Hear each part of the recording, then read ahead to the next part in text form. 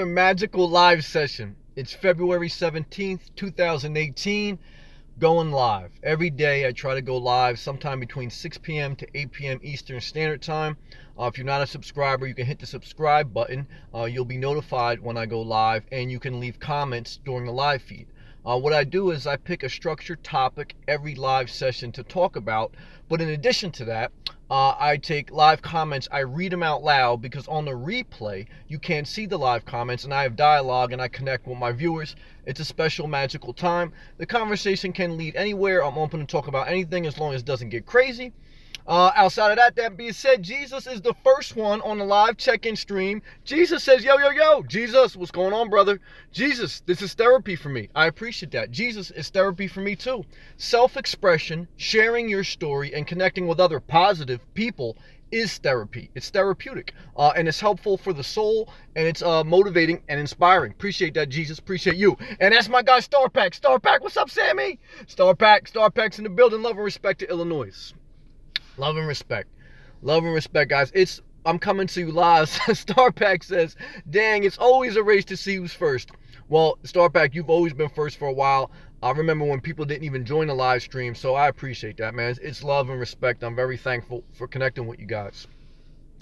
That being said, I don't know if you can see behind me, but it's a snowy Saturday here in New Jersey.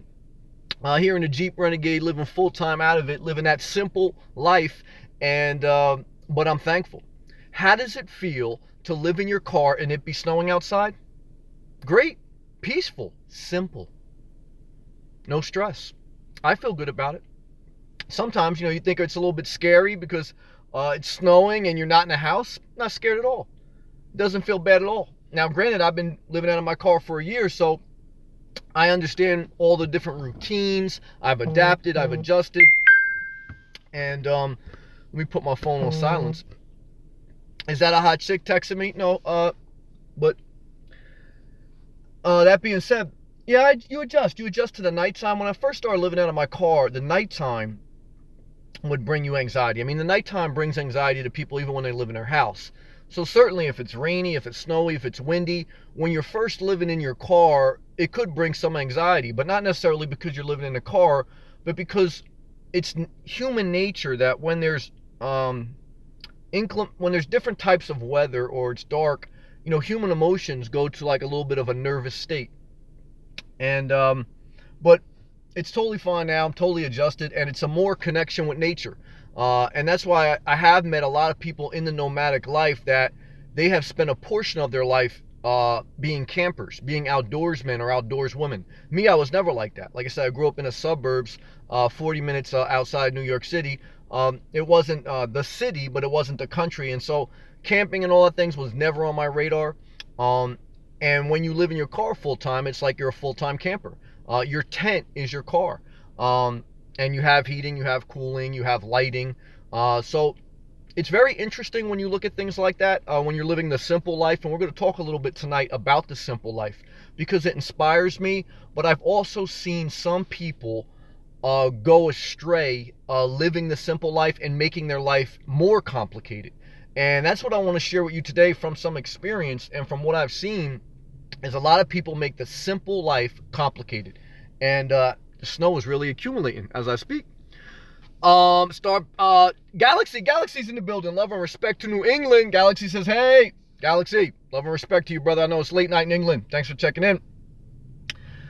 Yeah, I mean, that's what I reflected on tonight. The simple life. Keep it simple. So how do you keep the simple life simple? Well, the first thing is always going to start with the quality of your life is usually related to the quality of your relationships. So you can't be in a relationship that's labeled it's complicated and live a simple life. You can let your lease expire, you can sell your house, you can move into your car, or you can downsize, because the simple life for most people does not mean living out of a car. The simple life for most people means downsizing and becoming less materialistic. This applies to them. This applies to anyone who wants to live a more simple life, however you define it. The number one way people fail, from my life experience, by trying to live a more simple life is by keeping complicated relationships. You can sell your house, you can let your lease expire, and you can move into a car, or you can downsize and you can move into a smaller place. You can, get rid of most of your clothes you don't use. You can get rid of some of your furniture. But if you keep relationships that are complicated, if you keep the unhealthy relationships, your life will never be simple. A simple life, the biggest upside is the peace of mind. The peace of mind that comes with the empowerment of financial freedom, but also the empowerment of less stress. That is the real attraction, less stress. The simpler things are, the less stress. You think about it, you get a new electronic device, and it's a learning curve. Yeah, it's a new phone, but it's a learning curve, and that stress of learning that new phone sometimes keeps people from upgrading. They don't want to know a new phone. It's too complicated. So you have to be very mindful that you don't keep complicated relationships in your life, because you can materialistically downsize and lessen your bills and lessen your items, but you can still have a complicated life by being in unhealthy relationships that, again, you have to over-explain yourself. If you have to over-explain yourself to someone, you're in an over-complicated relationship. You like it simple. You should want it simple. And I remember when I was talking to a girl, and I wanted to impress her, and I upgraded my car. And when I upgraded my car, I remember seeing her like the next day or whatever it was. And I said, and I thought she would be like excited for me, happy, because she liked nice things. She liked to wear nice clothes, nice purses, nice outfits. She took care of herself well. And I said, oh, here, look, I got this new car. I got a Range Rover. And she looked at it and she was happy for me, but she was also disappointed, because before that I had a Jeep Compass. And she goes, Sam, you got a Range Rover? She goes, why'd you do that? I said, I don't know. I felt like it. I was trying to impress her. I was trying to show that, I'm a successful person. And, she was happy for me, but she was like, I could tell she was disappointed, and I was like shocked. And she said something to me. She said, Sam, I'm happy for you, but I like things simple. She was an older woman. She was almost 50. She was like 48. And she said, Sam, I've been through all those different phases in life, and what I learned is I like things simple. And the car, the fancy car, which I thought would impress her, actually complicated things with her. And that was one of those lessons. Let me get to some live comments. Galaxy says it's 12:18 a.m. the next day. It's actually Sunday in England. It's Saturday as I make this, 7:22 p.m. Eastern Standard Time. When do I go live? Try to do it every day between 6 p.m. to 8 p.m. Eastern Standard Time. Renee, the beautiful, positive, uplifting Renee says, hey Sam, smiley face emoji. I appreciate the smiley face emoji. Hey everyone, hello to you, Renee. It's snowy, guys. It's snowy here in New Jersey, and it makes you a little bit down. It makes me a little bit mellow tone. So I don't want to try to fake it by being too like, because I have to be genuine to the moment, or else it comes across crazy. But that's what the cloudy, cold weather does. Some people like it. It's not freezing. It's 32 degrees Fahrenheit, but it's snowing. It's about an inch or so sticking on the ground. And how does it feel snowing, living out of a car? No problem. But just that cold, cloudy, snowy, dreary weather just doesn't give you that energy level that I like. That being said, next comment. Galaxy, I'm 20 and I'm saving up to buy my house for me and my family. It's crazy because the day we got this house was the day I was born. My mom went to the hospital right after. She signed the papers for our house, and when she had me, because we have lived here for 20 years, we will get it for a lot cheaper than a new tenant would. So Galaxy, what's your dream in life? Is your dream to buy a house and start your own family? How do you see your life at 20 years old? It's amazing, Larry. Think about, I'm 37. Think about what you wanted at the age of 20 and where you saw yourself. For most people that are in their 30s or 40s, I mean, it's changed. But that being said, you have to live your life in the moment now, and you have to learn from your experiences, and you have to embrace the moment. So Galaxy, just to document your thoughts and to share with us, at 20 years old right now, where do you see yourself, and do you see yourself having a family in the future, etc., etc.? Sailing John, good evening. Sailing John, I love and respect you. Sailing John, you're in this weather too. It's snowing. It's crazy. Sailing John, you know what I may do tomorrow? I may go to the Atlantic City RV show. All weekend, well, tomorrow's the last day here. As I make this, it's Saturday. But yesterday, today, and tomorrow in Atlantic City, New Jersey, which they're going on at the convention center, RV show. Do I want an RV? No. But do I like to look around, have something to do? Yes, because what am I going to do? I ain't going to go to the beach in New Jersey. It's freezing. It's fucking snowing. Am I going to go to the beach? No. I may go to the RV show at the convention center. Galaxy. Hey! Praise the Lord. Galaxy, give us some love. So the first way to keep your life simple, keep the simple life simple, is keep relationships simple. Don't try to overcomplicate them. Don't try to over-impress people. Don't keep the wrong people in your life. The next thing is don't overbuy the dream. The simple life is a dream to many. To downsize, to live light, to have financial freedom, to travel, to not have to answer to a landlord, to not have to answer to, even if you have to answer to your boss, you feel like you'll have more financial freedom. So, you'll just be a better version of you. And that's true. But the problem is many people on their road to this simple life overbuy into the dream.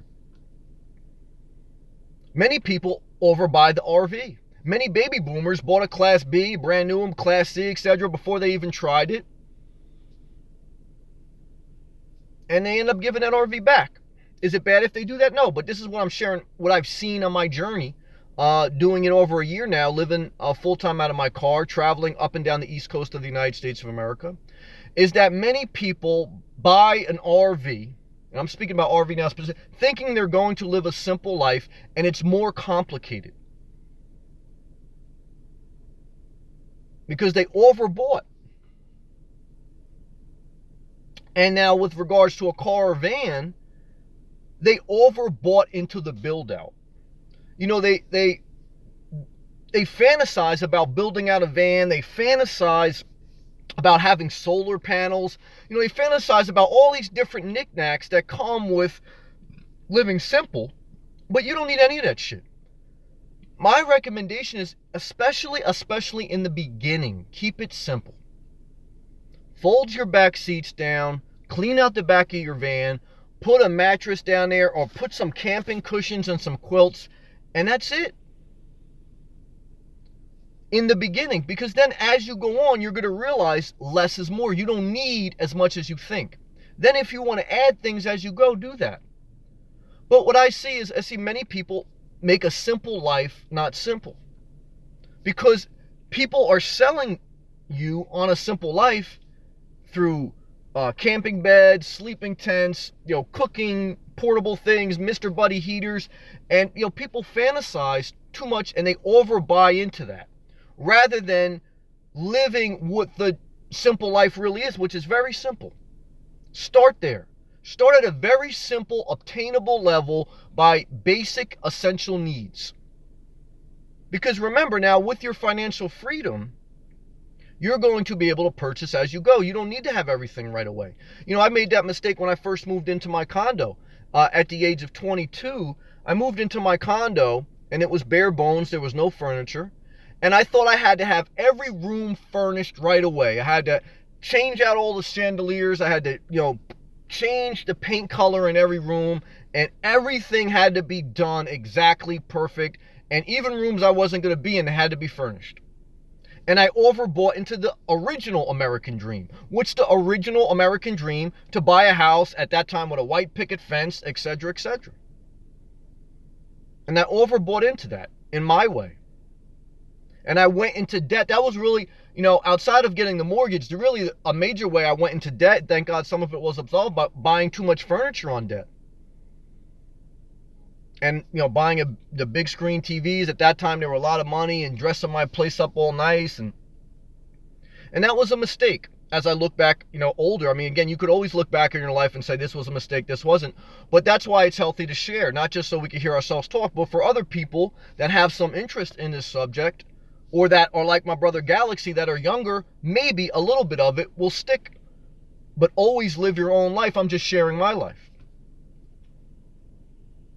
And then so, I buy this condo, I overbuy into the American dream. I think every room has to be furnished. I think when the first time people come to my house, the first time I have a housewarming, everything's got to be perfect because I have to impress these people. So I bend over backwards to have everything perfect for a housewarming that it was foolish looking back. Made my life harder. Didn't make my life better, it made it harder in one sense of speaking. And so don't apply that same society norm thinking to the alternate way of living, the simple life. The dream on the simple life is, you have like one backpack, you travel light, you go wherever you want, you have, your financial freedom, you have, stress free. You see the post on Instagram and stuff, you have a van with the windows, open in the back, you're looking at a beach, you got your legs crossed, you got your hands behind your back, and you're living carefree. But for many people, they're not living that. For many people, they're buying too expensive of an RV. They're mind fucking how they're going to convert their van. And they're thinking like they got to go to 20 different seminars to live cheap. Keep it simple. Don't overcomplicate a simple life. Don't overthink it. Put your back seats down, put a bag in there and go. Walmarts are everywhere. Never forget that. Simple life is very simple in a modern era. And the final part about not overcomplicating the simple life is don't forget the need for reliable income, especially in the beginning. You will make your life not simple, but more complex when you think you can live a downsized life and not have a reliable stream of income. If you think you're going to be a camp host and just travel around and have a simple life, you're misled.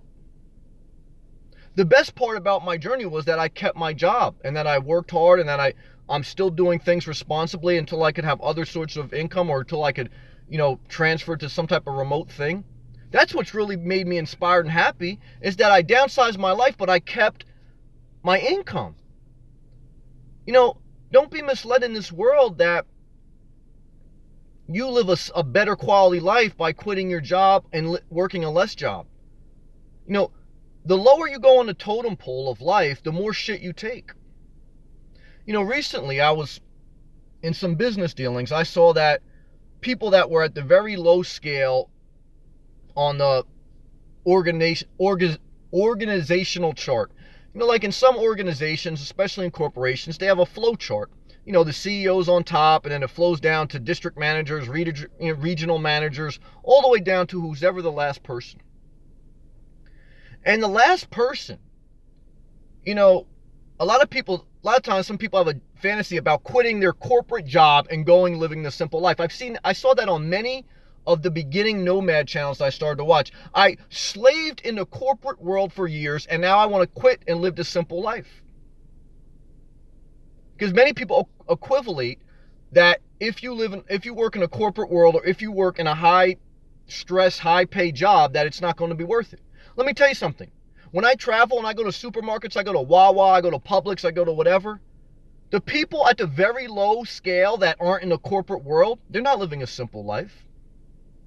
They have to check in. When I just came out of the grocery store, ShopRite up here in New Jersey, there's a digital time card. These people have to swipe, and their manager's counting every minute they're there. They're getting paid $10, $12 an hour max. Is that simple? Even if you're living out of a car? No, it's hard. That's complicated. Don't think, you got to deal with like a little bit of shit because you're in a corporate world. So you'll live a simple life and you'll go work like at the bottom of the barrel. And I've worked at I don't want to say like the bottom of a barrel is a degrading statement, because I've worked for bare minimum wage and I've been at different points in my life, but we have to be honest. We have to have a mature conversation. Like sometimes I fantasized about quitting a big job and just going to work like as a stock boy in Lowe's or Home Depot. The problem with that is you're going to end up working the same amount of hours or more hours in many cases, and you're going to get way less pay. always say, like, if you're going to work 40 hours somewhere, you might as well make it worth your time. Don't fantasize about, oh, if I go work 40 hours doing a simple job, my life will be simpler. It won't be. Because here you are, you've exchanged 40 hours for getting a better pay, but you think it's a little bit too hard for you. So then you exchange this 40 hours for another 40 hours. You're not gaining any time in your life, and all you've done is decreased your income. And so now you haven't made your life simple, you've made it harder. Because it's harder to live a comfortable, relaxed, simple life, especially in your mind, when you make less. Does that mean you should slave and work around people you don't like? No, I'm not saying that. But I'm saying don't fantasize about quitting your job and being a campground host and thinking that you're going to live a simple, happy life. I mean, campground hosts, you know what they do? I'm using that as one example because I see it. They clean up bathrooms. They're janitors.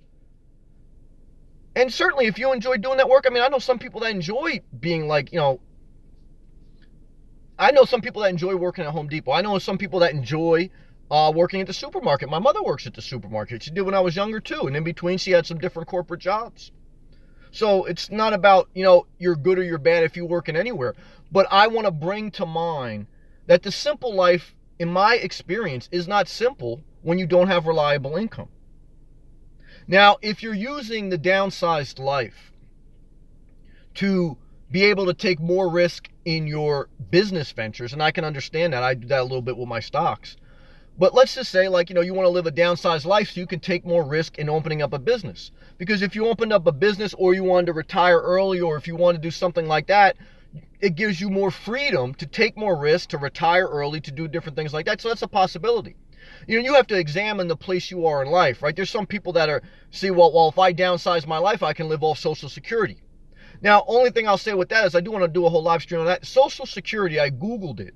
In the United States of America, the average person makes $1,400 a month in Social Security.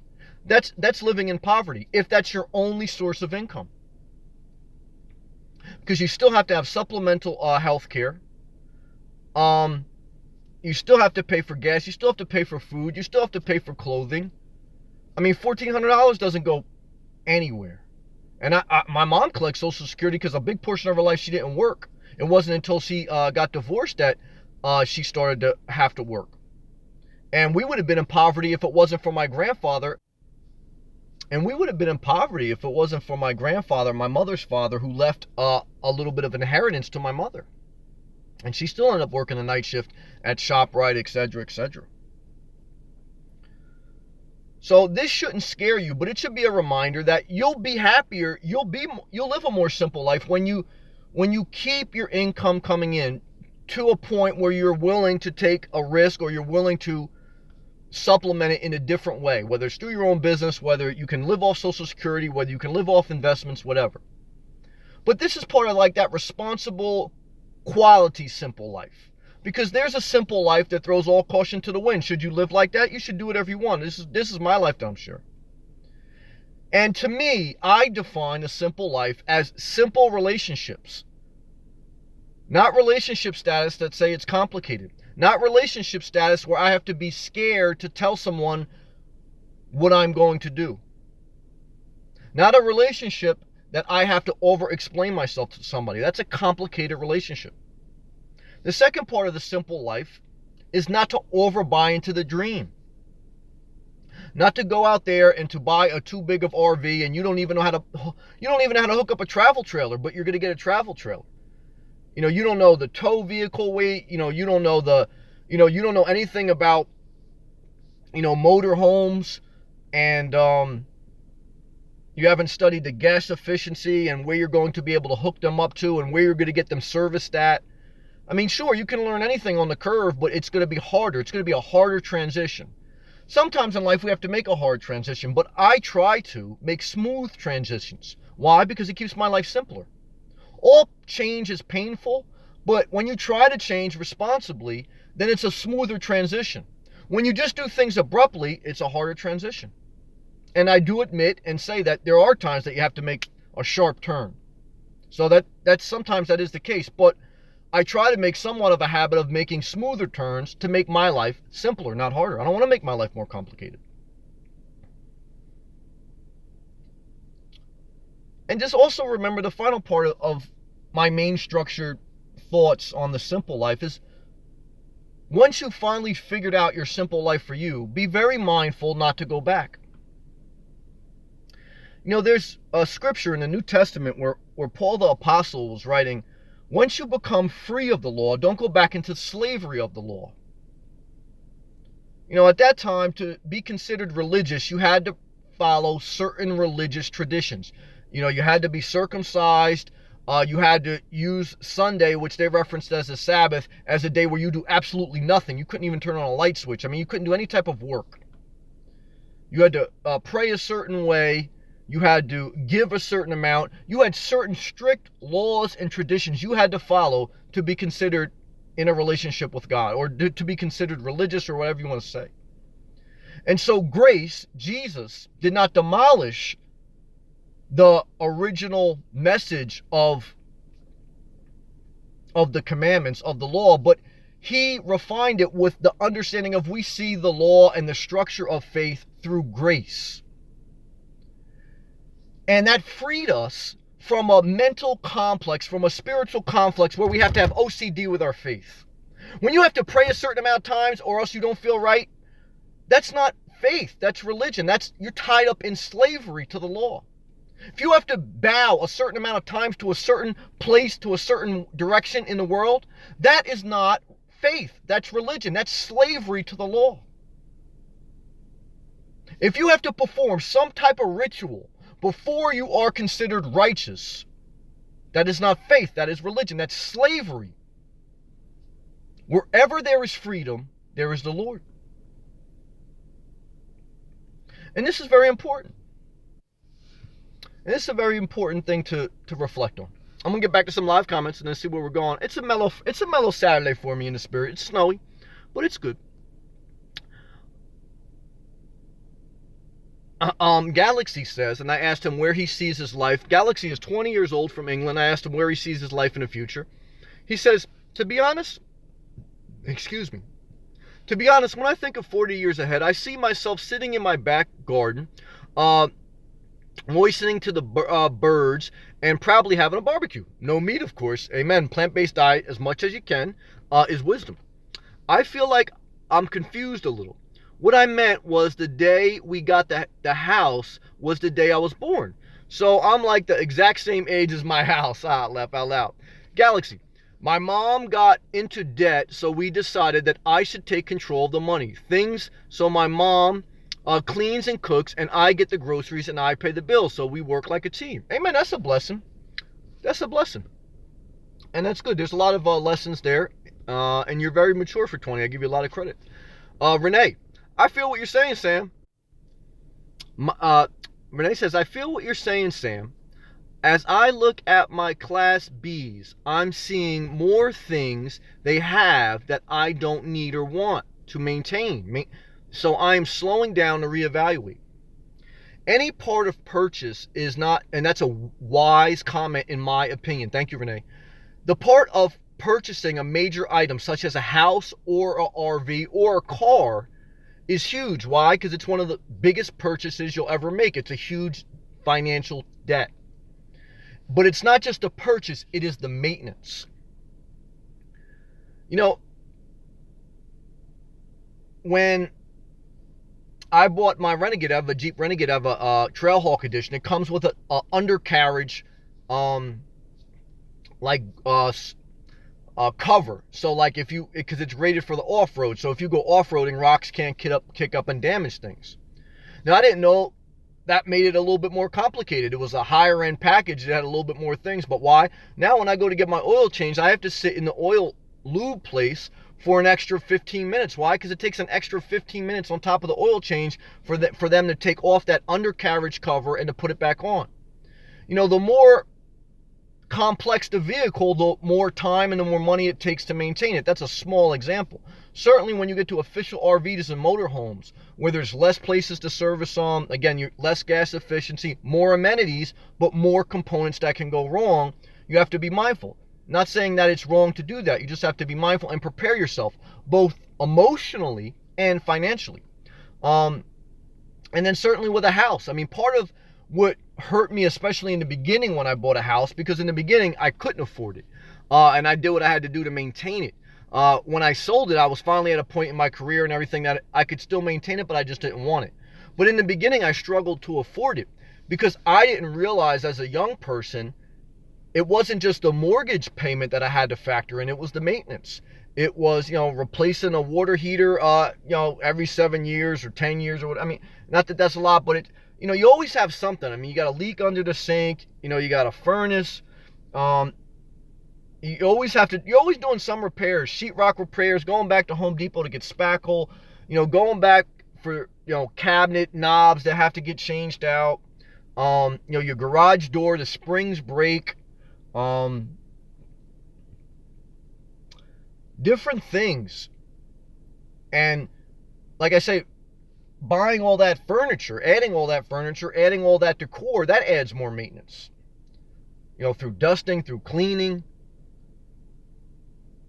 and through in a variety of other ways. But it's definitely wisdom to keep in mind whenever making a big purchase, such as house, car, or RV, that you want to be mindful that the more expensive, the more complicated, the less simple. And if your desire is to live a simple life, I mean, it's something to be thought of that you don't overbuy into the simple life dream. But again, it's not a wrong decision, but you just have to be mindful and everything changes. So I'm not against any one purchase. We're just being mindful of these things. Renee, I have time. My lease is not up until April. Well, wow, I didn't know your lease was up that quick. Well, actually, that's not that much time, in my opinion, as I think about that on the fly. I mean, right now, as I make this, it's February 17th, and we're halfway through February. I mean, March, April, 2 months. I would say you have to start preparing now. I mean, I would look at the option of, if you could live out of the car you have. If you want to share, what kind of car do you have now? And maybe just start there, because I would definitely say you have to start. If you're really serious about that, you're going to not renew your lease and you're going to live mobile, I think you really seriously have to look at getting ready to position yourself to do that, because that's a short amount of time. Starbeck, life can be very difficult at times. It can be. We go through our ups and downs. We go through our failures. Sometimes we feel like we'll never feel joy again. But through our failures, through self-correction, and through sometimes a season of healing, we grow, and we grow beyond that. With the grace of God, and we go forward. We have to go forward. When in doubt, even when you're hurting, the only thing that can console you sometimes is like, well, you can't go backwards, because that ain't gonna help. So it's like you got to go forward. This snow is really accumulating, man. We'll be about 3 inches now on the ground. Not good. Supposed to be 70 though on Tuesday. Galaxy, thank you very much. God bless you. I'm going to go watch some videos. I'll see you guys tomorrow live stream. Peace and love to you, Galaxy. Thank you, brother. Enjoy your night. Enjoy your night.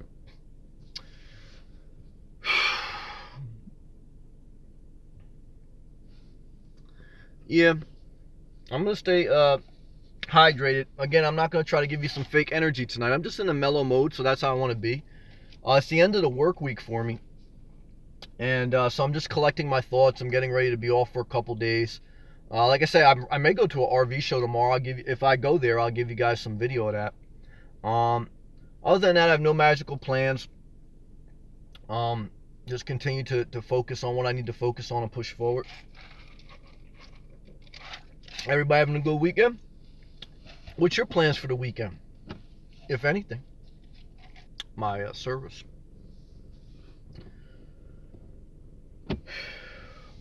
Sailing John, I'm close to AC. Just rain here. Oh, okay. Well, that's encouraging. Because I may head south tomorrow. We'll see. Yeah, up North Jersey. It's snow up here. So it's all relative to where you're at. Jesus, how do you edit your videos? 2 different ways. If I take the video off my phone, which the majority of my do, I use Movie Maker, which is on my Android, Samsung Galaxy 8 Plus phone. It's an app, and I just do it through that. If I do it on my GoPro, which I bought about a month ago, and I've only done a couple videos with my GoPro, then I use Wii Video Editing, because I have a Chromebook laptop for my personal use, and that's a cloud-based type platform, so you have to use a cloud-based editing program. It's called WeVideo.com. So those are the two different ways. But even with that, I try to keep it simple. I use my phone. I see you, Pat. I'm going to show you some love in a minute. I'm sorry. I see you. I try to keep it simple as possible. I mean, I've used my phone for almost the entire time I've done YouTube.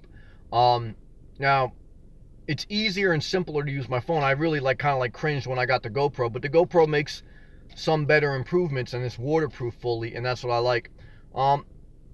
So I'm always mindful, once you get a GoPro, once you don't just do it off your phone, you make your life a little bit more complicated, not simple. Because you get a GoPro, then you got to get a memory card, then you have to not only take the video, then you got to upload the video to your laptop, then you got to edit it. And when you do it from your phone, you can either just upload it right away, or you could just do a couple edits on an app and then you upload it. But, sometimes to get better quality, you have to make things a little bit more complicated.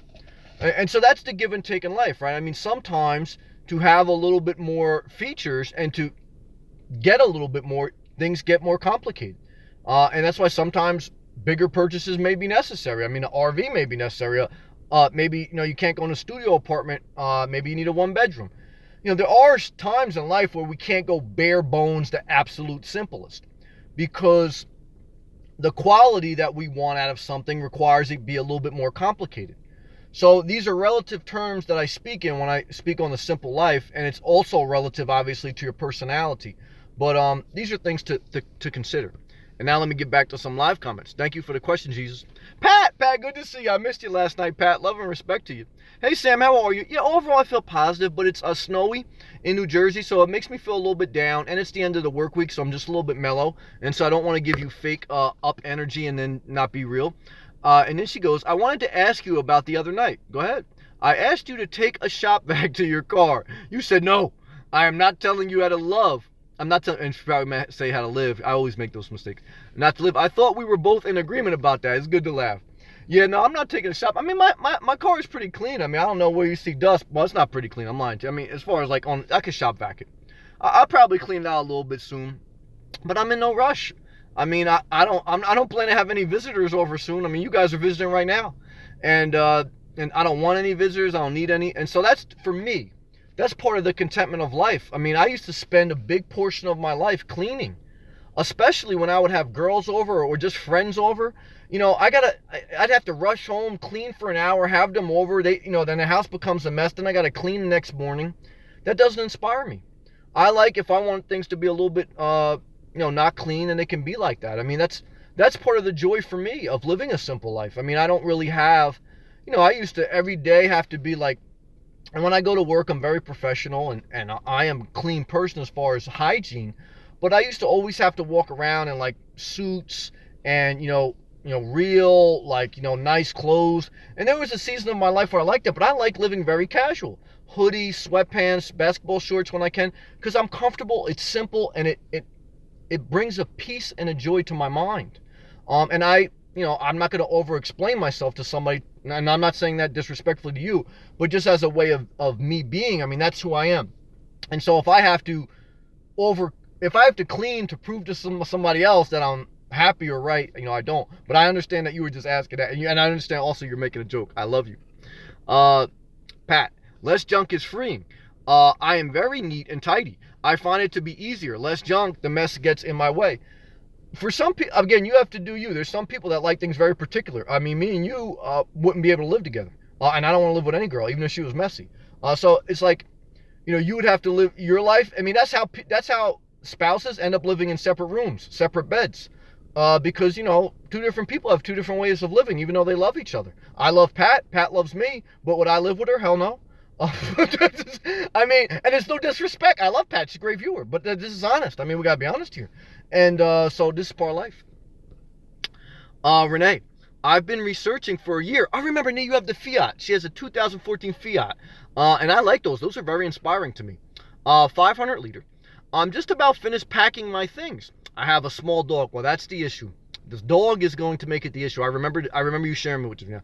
So if I have to, I find a hotel close to work that is cheaper than my apartment. Well, one is, again, you can do it. I want to speak confidence and blessings to you. And you're a positive, great person. You're going to figure it out. I have no problem. I definitely, the Jeep Renegade and the Fiat are both made in Italy. The Jeep Renegade is made by Fiat. They're very close in size. Jeep Renegade a little bit bigger. but definitely for a female, you're probably a little bit smaller than me, maybe as far as height and stuff. I definitely think you can live out of the Fiat no problem. The issue with your situation, in my opinion, is that you have the dog.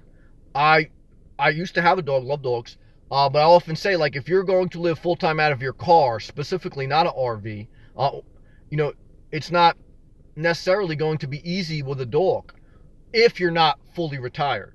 If you're fully retired, or if you own your own business and you can take your pet with you to work, then it's not an issue. Because that was the biggest problem for me when I had a pet, is that I had to go into an office. I couldn't take my dog. And so when I would leave my dog home at work, I gave her the entire second bedroom. I totally ripped up all the carpets. I put tiles. I got rid of all the furniture. I made her room. I put a dog bowl. I put a video camera so I could watch her, a webcam. But the problem is I always had to leave the heating and the cooling on so it stays at around 70 degrees. I mean, so it's like, when you have a dog and you live in a car, or you live wherever, you have to have it climate controlled. So then you have to look at kettles. And then if you did hotels, I mean, hotels are good as a nomad for one-offs. There's a hurricane coming, there's a snowstorm coming, there's freezing temperatures. That's what I always tell people. If you really didn't want to tough out the conditions in your car, you go to a hotel. The problem with a hotel is it's not a sustainable, cheaper version of living in a house. Again, it doesn't have to be. If you, keep getting booted off. 30 times 30 is $900. So it's like, $900 a rent if you spend an entire month in a $30 hotel. And I don't see any hotels in a decent area, decently put up, less than $50 a night. So it's something to think about, Renee. You just got to be mindful of that. But you can do it. You'll figure it out. But those are my general thoughts on it. Pat, I still like you. I'm not mad at you. I still like you too. Just want to live with you. I love you. Pat, I was listening to you on my phone. Thank you, Pat. Pat, listening on my phone yesterday. I could not message. That's okay. I appreciate you. And then she says, I get you, Sam. Laugh out loud. It's good to laugh. Got to laugh a little bit. Better Video Tubes. What's going on, brother? Evening all. Good evening to you. Always welcome. NDC, that's my brother. I always think, now he's got me saying that like in my mind during the course of the day. Subscribe to the right vibe. That's a life lesson. Amen. Hey, Sam and chat. Plans are uncovering the motorcycle, changing the oil filter, and adding stabilizer into the tank to prevent gas gumming up in my carburetor while storing. Well, that's a full weekend, and that's good. I know some people like to work on their bikes and cars. Not my style, but I do respect that for a lot of people. It's very inspiring, and it helps get their mind off different stresses. I was watching some guy who talks a lot about Florida. I watch his YouTube channel, and he was saying he had a very long day. And what he did to get his mind off it was he saw one of his neighbors bought some furniture or something, and he helped them put it together. And he said, look, I want to help you put it together because I just got to get my mind off this stress. And so, he grabbed his tools and he helped somebody put some furniture together. I would hate doing it, but see, I understand why certain people engage in certain things. But NDC, that sounds like a great weekend. How's the weather where you're doing that? Is the weather going to be warm enough to do that outside, or you could do it in the garage? Jesus retracted a statement. Pat, are you still in Jersey? Yep, I'm still in Jersey, North Jersey. And it's snowing. It's about 3 inches of snow out there. And is that inspiring? No. Am I thankful? Yes. Better Video Tubes saw an accident this afternoon. Oh, hate seeing accidents. Better Video Tubes saw an accident this afternoon down the road. Septic tank truck rolled over. Pew! Well, one is I hate to see anyone in an accident. Tanker, regular car, RV. It's very sad. Even if nobody got hurt, I know it's a lot of stress. But thank you for sharing with that. Yeah, you don't want to get... sometimes I drive by a body of water, or you smell a skunk, or you smell horse manure, and it's like,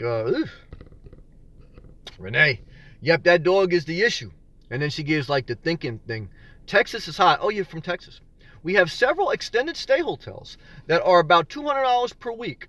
Okay, so 2, 4, 6, 8. So that's $800 a month. Good area. Thanks for the encouragement. I'm close to my dream. Amen, Renee. Keep going forward to your dream, even when you don't have it all figured out. Have confidence in that. There's nothing wrong with not having it all figured out. I truly do believe you will figure it out as you go. You just have to put one foot in front of the other. You'll make some mistakes, and you'll figure it out as you go. And so I have confidence in you and in that. Better Video Tubes. Two people killed, nobody hurt. Well, I'm sorry to hear that. I really am. I don't like to hear anybody in a car accident, especially if it's going to mean death and everything else. You got to be careful. I mean, that's what also as a nomad living simple, you got to be mindful living on the road. He said, a joke, Sam. The 2 killed, nobody got hurt. Oh, okay, you got me. You got me. Thank you, Beverly Tubes. That's a good one. But either way, it gives me opportunity to say that I've thought about this often. I mean, you have to be mindful that, a lot of times people ask me, is living in your car safe? And I have found it to be relatively very safe. I mean, it's a little bit shady sometimes, but relatively safe if you're a responsible, sensible person. The issue really around safety and living in a car isn't really about like Freddy Krueger coming to kill you. The issue is about you're going to spend more time driving. You're going to spend more time on the road. And that's what could potentially make it unsafe, because car accidents kill hundreds of thousands of people a year, just in the United States of America. I mean, millions across the world. So, I mean, if somebody wants to Google that right now, how many people die in a car accident per year? It's a lot.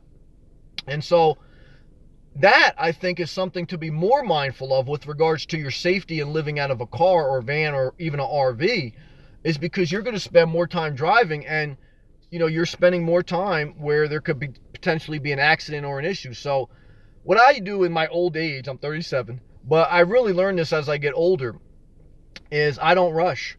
And I mean, you shouldn't be rushing because you don't have a house to get back to. You don't have anything to go for. I mean, you're at your own pace, and that's what makes life more simple. That's what makes life less stressful for me. But if somebody's riding your ass, like sometimes I look in my rear view and somebody's riding my ass, you know what I do? I pull over. And I just let them pass. Like when you're young or when you're real stressed out, sometimes you feel like you got to go faster just to make the people behind you happy. You got to clean your van just to make Pat happy. I don't have to do that. And you don't have to go faster just to make the person behind you happy. Pull over. Let them pass. Let them live their life. You live your life. I love you, Pat. I'm not talking about you, but you know what I'm saying. That's a life lesson. I mean, really, when it comes to driving, don't try to outrace somebody. I remember when I was young and I was driving on the highway, and I was ignorant. I was in the fast lane, and somebody wanted to pass me. So they gave me the high beams. And I was like, who the fuck is this person giving me the high beams? And then so I was like getting myself all worked up, pissed off. I mean, I move over, I let him pass, but it was like really burned my ass. And I mean, I was wrong for being in the fast lane, but this is the mindset when someone's riding your ass or they give you the high beams, you tend to either want to go faster to make them happy, or you get yourself all worked up. When you're driving, just pull over to the side, let them go. They're stressing out. That person behind you is trying to rush to get home. They got an hour-plus commute. Their spouse is busting their ass. They want to downsize. They want to live this simple life, but they're all stressed out, worked up. They got bills out the wazoo. Don't rush through life. Live a simple life, in my opinion. Let me get back to some live comments. Thank you, Better Video Tube, for that joke. Better Video Tube says, hey, Sam, 75 degrees Fahrenheit there. Very nice in South Carolina. Is it that warm in South Carolina? Peace and love to South Carolina. I was talking today, Better Video Tubes, about with one of my friends. He's from the Caribbean originally. Obviously, he lives in Jersey now. Now, we were talking about Florida. And then he said, Sam, I don't know if I want to go to Florida. He has family in Jacksonville, Florida. He said, you know where I'll probably like to go when I retire is South Carolina.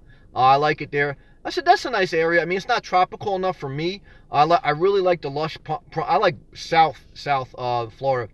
But I know a couple people that I know personally, they really like South Carolina.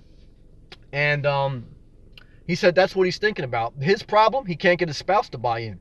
I mean, I know Patcha, but so this guy said his wife doesn't want to do anything. He said he barely could get her out of the house to go for a walk. He was telling me over the summer he had to take a vacation by himself because his wife just didn't want to do anything. And so, again, how do you keep your simple life simple? You better not be in a complicated relationship. There's no way to keep it simple. You better not overbuy into the dream. It doesn't mean you shouldn't buy an RV, but it means you shouldn't have a mindset of going to Camping World is going to make your life simple. Going to an RV dealership is going to make your life simple. You may need to go, you may need to buy something, but you don't need to overbuy into a simple life. And the final thing is once you're free, stay free.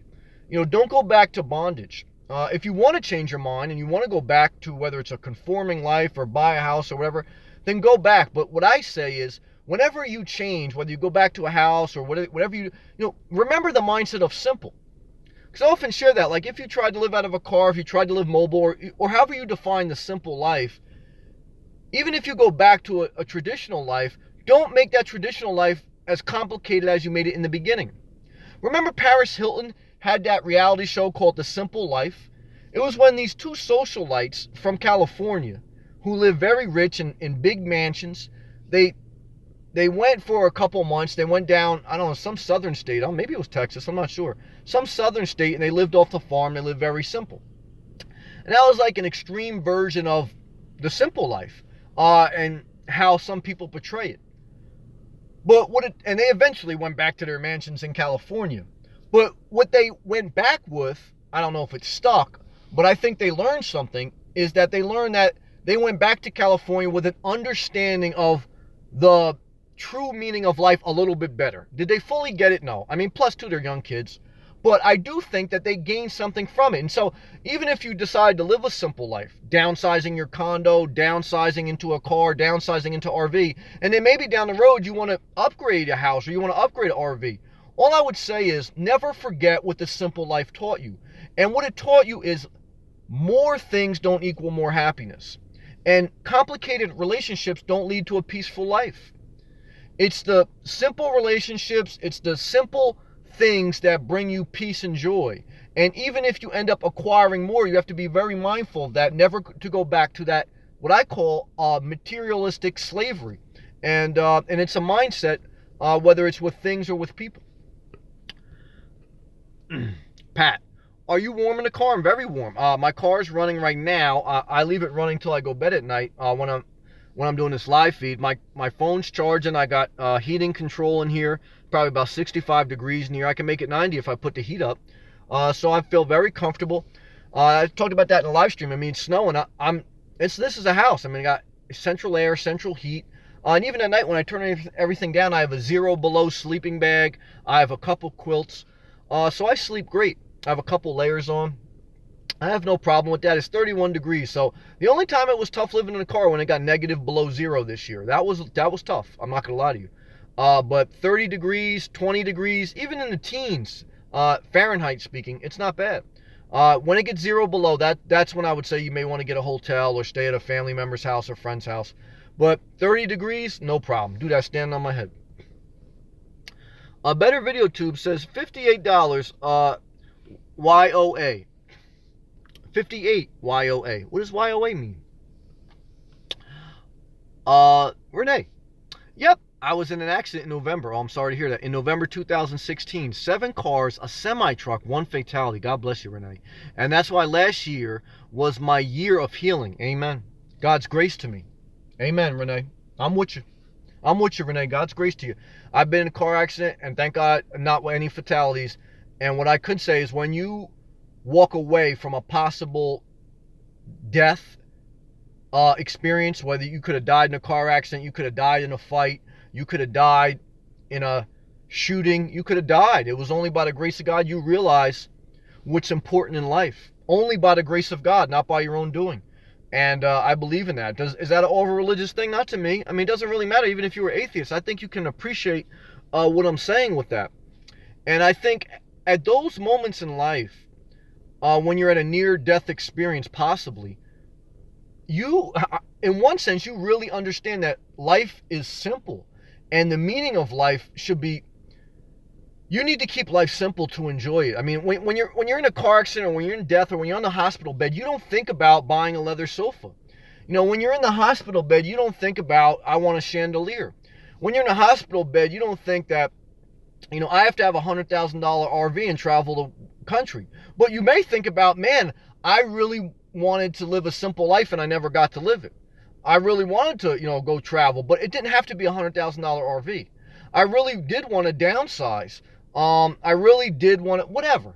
I really did want to have a relationship that wasn't bent on me having to bend over and take it in the ass every day.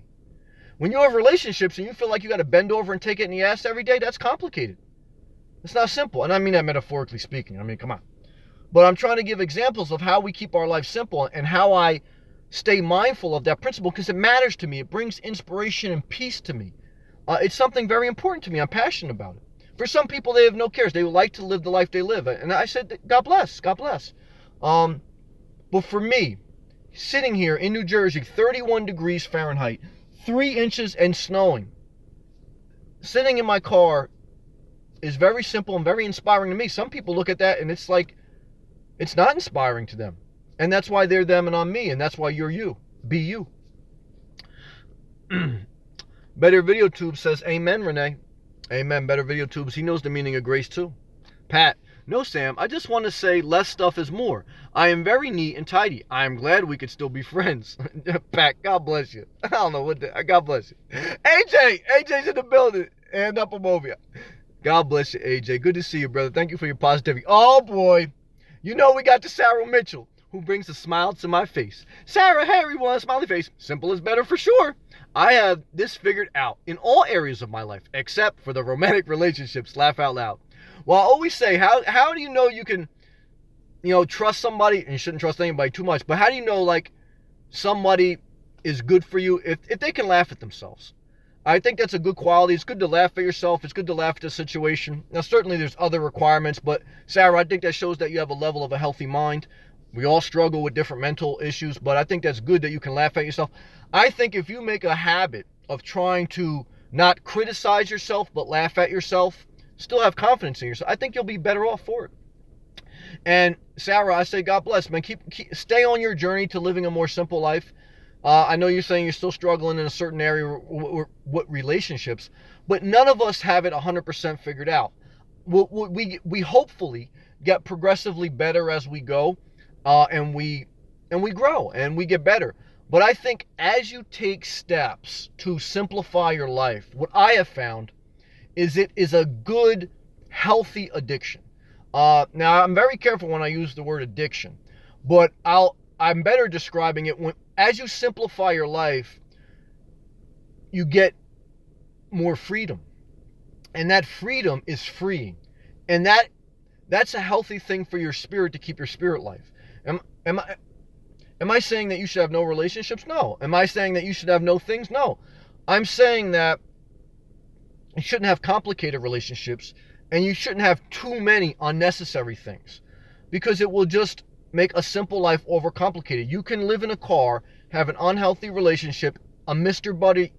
Buddy heater, and not be happy.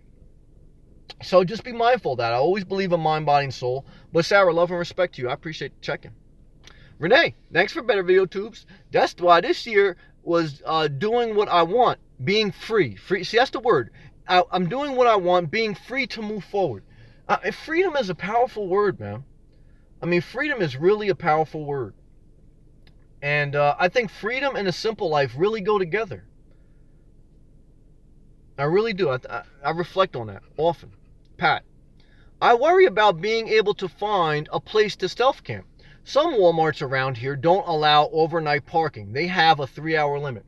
Well, that's a great comment, and I always say that is the number one problem with being a nomad.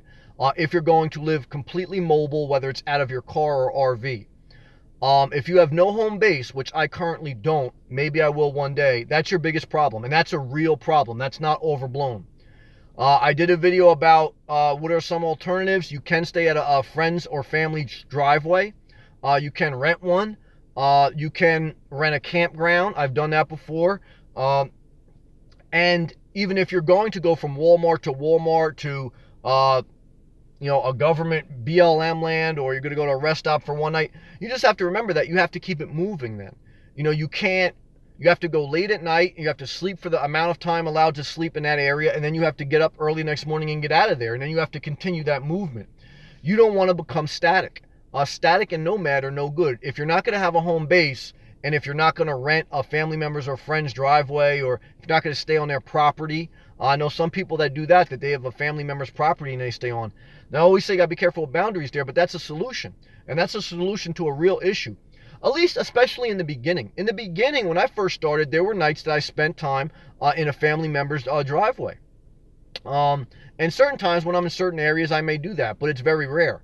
But in the beginning, when I was still scared and trying to figure my way out, I was still trying to get off the ground and develop my wings, I did that, sure. I stayed at family members' driveways for not more than a couple days in a row, but for enough to build up my confidence to go out there and explore and see where you can sleep for a night legally and safe. But it is hard to find, and you have to move a lot. You have to travel a lot. You have to spend a lot in gas. So sometimes, like I always say, it's not worth it to try to find a quote unquote free boondocking place if you have to drive an hour out of the way and you have to spend $20 in gas. You may be better spending that $20 in a campground, do tent camping, and your car's a tent. So just be mindful of that. Everyone has a different way to do that, but that's a real problem. But it shouldn't deter you. I still love it. Again, it can be done. Pat, if it were up to me, I would love to live in a van today. I hear that. A lot of people do. The simple life is very appealing because it's freeing and it's less stress. It's better mentally for me, and I enjoy it. Honestly speaking to you, I mean, I'm not trying to be overhyped tonight. It's a little bit of a mellow night for me. But again, sitting here snowed in my car, got the heat on. I was just watching some YouTube. I worked today, so I've only been in the car for a little bit, just pretty much when I went live. At the end of my day, relaxing. I mean, I have a good routine now. I have a good flow. I know what works for me, what doesn't. I have different areas that I know I can go safe and legal. So in the beginning, like I said, it's going to be hard because you're building a new life. You're building new habits. But if you do it responsibly and you're flexible, it may stick. It may not. You have to try it. But I'm happier than I ever been. I really am. I wish I can, do a cartwheel to show it to you, but it's really sincere. Better Video Tubes, YOA, years of age. Oh, okay. Thank you, brother. I'm learning everything new with the abbreviations. Better Video Tubes says, hey, AJ, and hey, Sarah. Better Video Tubes, hey equals hello. Better Video Tubes got a good sense of humor. Thank you. NDC, sunny and above zero. I work on it under a canvas motorcycle shelter. Oh, okay. Well, I'll give you credit. When I used to work outside in construction, when I first started my career, moving up the ladder, and when I used to work in New Jersey in the cold winter, I worked in ditches, I worked outside. And, sometimes you wear gloves when you work on different things mechanically. But sometimes, to get the proper grip and to get it a certain way, you have to take off your gloves. And it's just horrible working in the cold conditions. And it could be brutal. I mean, that's what I think of now, like you changing your oil on your motorcycle and you have to take off your gloves and it's cold. And that's different between working on your own personal enjoyment things versus working on a job that you have to get things done in a certain way. I don't really like working with my hands. I never did, even when I was in construction, but I saw it as a means to an end. I said, well, if I get this field experience and I learn about electrical construction, etc., that will build up a certificate and a way to leverage that knowledge and that experience in the workforce to whether it's an engineering position or whatever. And eventually that's what I did. So sometimes in life, you do have to do things for a season to position yourself down the road and to leverage yourself. And that's why I say don't quit your job. Because if you use the simple life wise and you keep a good income coming in, then you can position yourself to retire early, or you can position yourself to do whatever you want. It's when you think that, you want to also simplify your job and do something that may be a very low pay scale. I'm not against it, but you have to be mindful. That may make your simple life harder because you may not have as much resources to do the things you want to do when, you're making $10, $12 an hour. Because even living out of your car, I still think that's going to be close to living in poverty. So you just have to be mindful of that. This is my experience. Pat says, amen. Thank you, Pat. Oh, Academia, what's going on? Good evening. Good evening to you, brother. Love and respect. Better Video Tubes. Hey, Academia. Academia, this is a true thing. I threw out half my clothes and only kept 4 pairs of trousers, 8 shirts for work, 5 t-shirts for the weekend, and the gym. And I think it's a better way. Totally agree with that, brother. Thank you for the comment. Yeah, clothes, I think, will be the hardest thing to throw out. And maybe more so for women. I grew up with sisters, so I realize for a woman, some women, not all, can't make general statements. But it's very important for them to feel pretty, to look pretty, not because they need a man's approval, but just for their own happiness. Like, I remember my sister telling me that. She was talking about she was going to get her nails done. And I was like, why are you doing that? Like, who are you trying to impress? She was like, I don't do it for anybody, just for my own self. I feel good when I, have my nails done, when I have my hair done. And so, I understand that there's a woman's perspective and there's a man's perspective, and we're all individual different. So some women may like some things, some not. But I do think on average, women may struggle a little bit more with a smaller space because, they want a certain amount of outfits, they want a certain amount of panties, they want a certain amount of makeup kits. So they may need a little bit of bigger vehicle or maybe a small RV. But I think they can do it if they want to do it. That is always going to be the key component. If you want to do something, you will figure out how to make it work. If you don't want to do something, as soon as it gets a little bit tough, you're out the door. That's like me in relationships. I don't want to do it enough that as soon as there's a little bit of drama, as soon as there's a little bit of maintenance, I'm fucking out the door. Why? Because I don't love a relationship. I don't love it.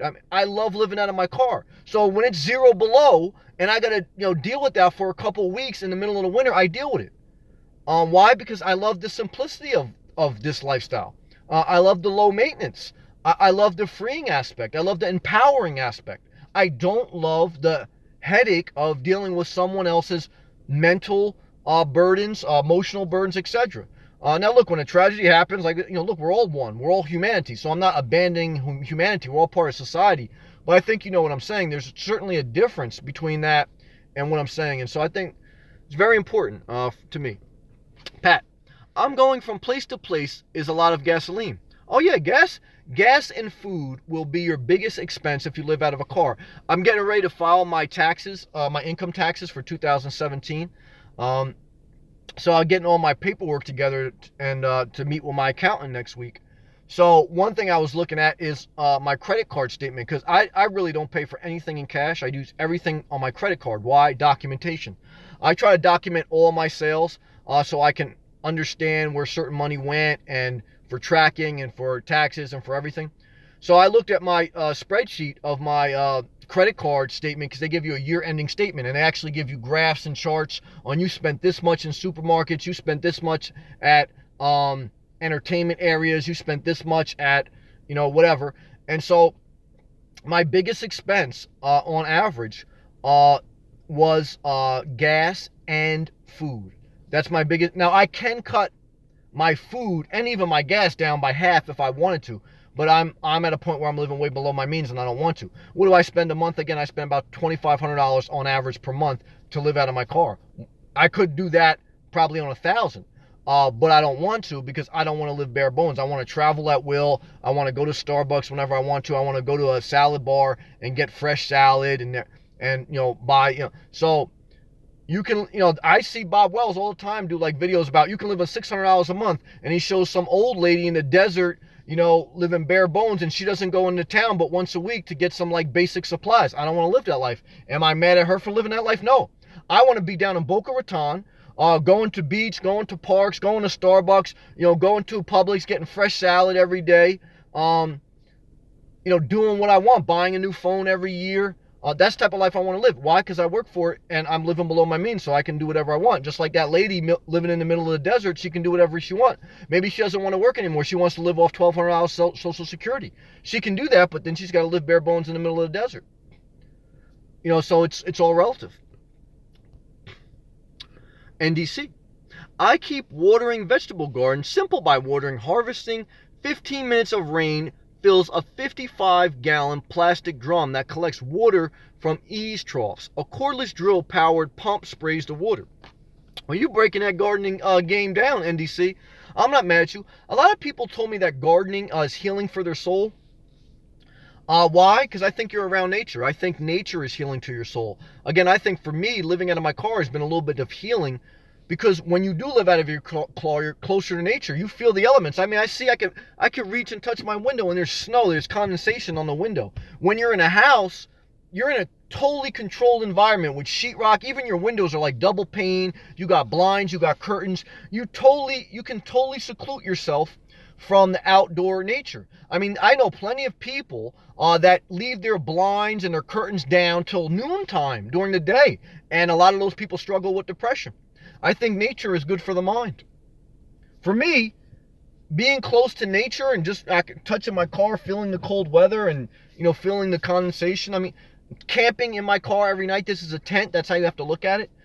It's good for me. For some people, it may not be. Some people don't like that. I didn't really understand the value of nature when I was young. Again, why? Because I grew up in a suburb right outside New York City, 40 minutes outside New York City. It wasn't the country, it wasn't the city, but it was a suburb.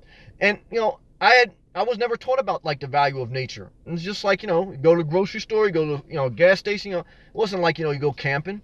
So learning and being outdoors more really has helped my physical and mental well-being, and it's soothing to the soul. And I say all that to say because he referenced gardening, and that's part of nature, and I think that's part of healing. I think that's part of a good life. For me, that's part of a simple life. Pat, do you have snow chains? No, I don't do any. No, I don't have any snow chains. If it gets to a certain amount of feet, I've been in blizzards in New Jersey. I just wait for the plows. I have 4-wheel drive. I've gotten around in blizzards before. I don't need snow chains. I'm not doing any type of heavy thing. I mean, obviously, if it got that bad, it'd be a state of emergency, which I've lived through a couple state of emergencies. I personally don't. Pat, I would hang out in public places like the library. I've done that. I've done public libraries. I normally don't too much because I don't like to sit in the same spot. I always say when I go live, this is the longest I sit in my car throughout the entire day. If I'm not working, I'm outside walking, I'm exploring. I would go to a Starbucks, and even then, I'm not sitting down. Some people, you have to know yourself. Some people like to sit in a chair and do whatever for hours. I don't. I mean, I take my breaks throughout the course of the day, but I wake up early. I tire myself out completely. And then at the end of the day, at 10 o'clock at night, I'm knocked out. I mean, I roll over through the course of the night to wake up, take a piss or something. I look at my phone. I may respond to something. And I go right back to bed. When you take naps during the course of the day, your quality of sleep lessens. You break a sleep cycle. Even if you wake up at 8 a.m. and then you take a nap at noon and you take a nap at 3 and then you wake up and you're going to be up till midnight plus, and that's not healthy. I made that mistake when I was younger. Wake up early, totally tire yourself out, and at night you should be knocked out by 10 o'clock on most days. Better Video Tube says, hey Sam, journeyman at an electric and gas utility for 25 years, and it was all outside work, so we can relate, in mostly unfavorable weather. Old body knows it now, with aches and pains, but very blessed. Amen. I mean, there's a value of working with your hands and seeing the tangible thing that you build and feeling accomplishment. It is a powerful, empowering thing, but it does wear on your body. And it's almost like playing a sport. I mean, being a construction worker is almost like being a light football player. Because a football player, the average football player, is only in the NFL for 3 years. When you're in construction for 25 years, I mean, your body takes the equivalent abuse of a football player. Because you're doing something for 25 years that's totally beating up your body. Your body is your asset. When you're a construction worker, that's your biggest tool. Same thing with a stripper. When you're a stripper, what's your biggest resource? Your body. When you're a construction worker, what's your biggest resource? Your body. You can't make money without your body. That's how you earn income. So you just have to be mindful of that, and you do pay for it when you get older, but you also have to live your life. I mean, sometimes people say I put a lot of miles on my body. In one sense, I say that's good because you have to live your life. I mean, you don't want to, I always say you don't want to buy a car and keep it in the garage because why'd you buy the car? You don't want to buy a sofa and then put a cover on it because why'd you buy the sofa then? Leave that shit in the store. Whatever you have, you want to use, including your body. You should use it hard. But you have to be mindful that as you get older, things catch up to you and you have to be careful.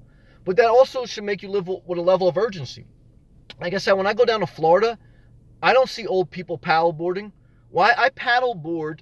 I did some paddleboarding over the summer. I do some boogie boarding and light surfing. And, now at 37, I paddleboard like an entire lake over the summer. My knees were almost giving out on me. And I'm in relatively good shape and everything like that.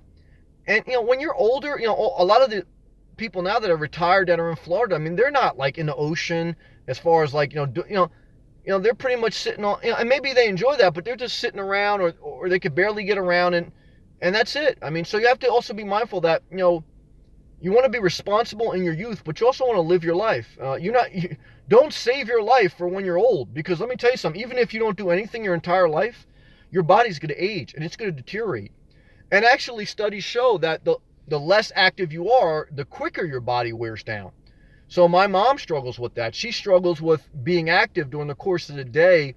And even though she's relatively young for an older person's term, she's almost 70, but her body is probably at the age of 80 plus because she struggles in walking every day and getting out and staying active. It's not easy for her. And that actually increases the pace of her body deteriorating. The more active you are, even when you have arthritis, the better you are. So you have to be very careful not to get caught in a vicious cycle. Pat, do you miss warm and care of a woman? No, I don't. I don't. I've had that. I'm thankful for it. It did make me a better, more sensitive, compassionate man, but I had enough of it. So me personally, I don't. I don't miss a house. I don't miss a girlfriend. I don't miss a lover. No. Thank you, though. Good question. Renee, way to go, America. I still have 30 pairs of shoes left to let go. I will hopefully donate them in April. Damn, Renee, you better light fire under the ass. There's no way you're living in a Fiat with 30 pairs of shoes. I love you, though. That's good. I mean, do what you want. But your time is ticking. It's February 17th. Oh man, if you're gonna really let that lease expire in April, you gotta start taking action. It's not easy. That was the hardest part of me for downsizing when it comes to a simple life as far as materialism. Throwing out clothes. That was the hardest part. That was the last part. Once I had my house under contract and once I knew it was going to be a reality and I started preparing myself, like, 8 weeks before I started selling, like as far as like getting ready to live in a car. So I was trying to figure out, I had brand new clothes that still had the tags on them. And you know how hard it is to throw out brand new clothes with tags on them? Very hard. More than you think. It sounds simple, but it's very hard. And then you got clothes that look nice, and you say, man, this looks so nice. Even though I may not wear it a lot, it's like I can't throw it out. It's like I would go and I'd have the trash bag. I just couldn't let it go. But you have to. It's freeing once you do it, but it's very painful to do. Throwing out your clothes and your shoes, that will be the hardest part. But what I can tell you that it's needed to live simple. But only based on how you define it. If you don't want to throw something out, don't. That's your life. But what I can tell you is a storage unit is a sad place where clothing and other items go to die. The storage unit is basically the equivalent of the mausoleum or whatever they call it. Like, not the, in America, they have like a graveyard, where they have tombstones in the ground where people get buried, if you choose to get buried, not cremated. And some of them, some people don't want to get buried in the ground. They feel like, something will eat them. So they get these mausoleums, like these, above ground tombstones that are like these big houses. They're like a tiny house. It's a tiny house for dead people. Mausoleum. It's crazy. And so they put them in there, and I don't know. I don't know where that story was going. I lost my train of thought. But it's just sick. Jesus. You have a tattoo on your hand, yes, of a bird, and it says nomad on it, because I have to be free like a bird. My spirit is not happy when I feel caged. I need to be free. There's something inside me. I've always been like that, even like now I can identify it and I can communicate and define it. When I was young, I would go to somebody's house and I would get anxious after 10, 15 minutes. I'd want to leave that house. I'd go to a party. After 10, 15 minutes, I want to leave that party. I'd go to an event. After 10, 15 minutes, I want to leave that event. I would sit in the classroom in school. I was intelligent enough to understand things. But after 15 minutes in that classroom, I would get anxious. I want to get the fuck out of there. I don't want to talk about the same thing. I don't need an hour for you to explain something that I can get in 10 minutes. I don't want to sit in the classroom for an hour. Because shit is very inefficient. Like an hour worth of classroom time, there's only about 15 minutes worth of real knowledge that you get and real helpfulness. The other 45 minutes or whatever is waste. It's just like, it's just like your closet. There's only 15% of things like you actually need. The other fucking, 80%, 85% of that shit is just waste. And so like for me, I like efficiency and I like in and out, and I don't like to stay in one place. I like that bird lifestyle of just being free. So that's what that tattoo is of. That's how I can explain it best to you.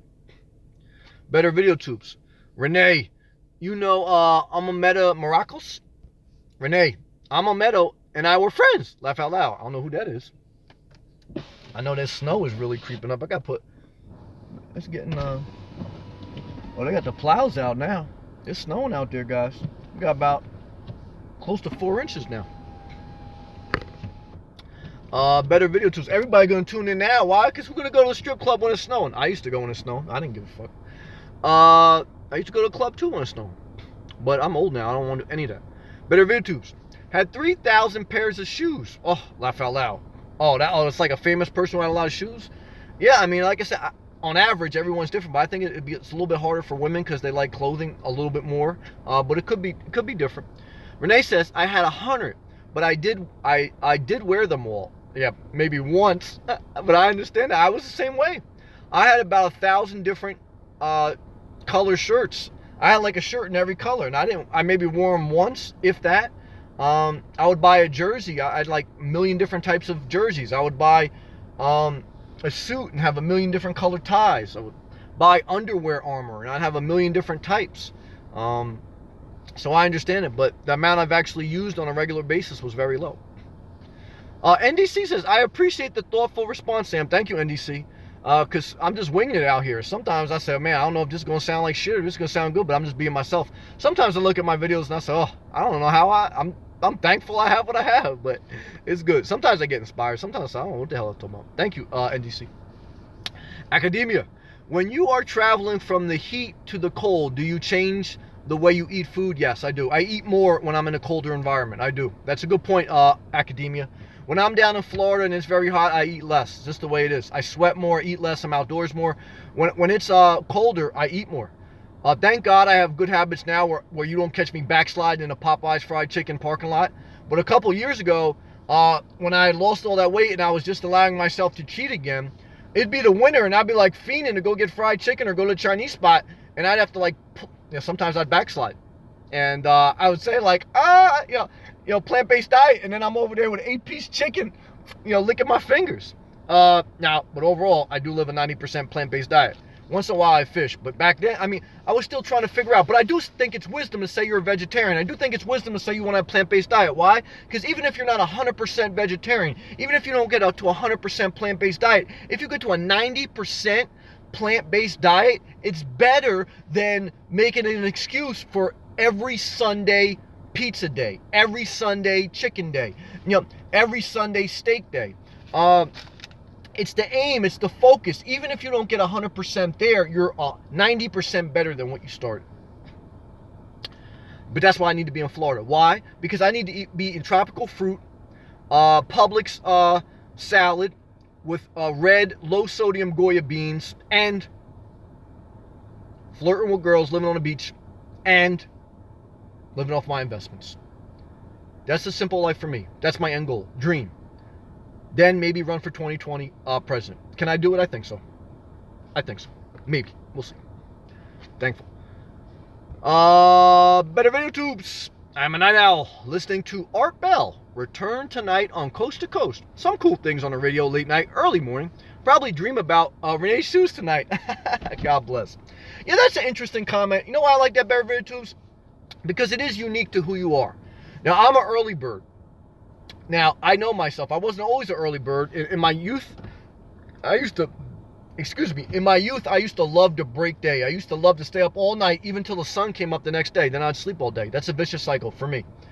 I think it's wisdom in getting up early and going to sleep early. But for some people, I do acknowledge that some people have an internal clock that they do better at night than they do during the day. They should work the night shift, or they should do something creative where they can, still manage a proper sleeping cycle. But what I will say is that,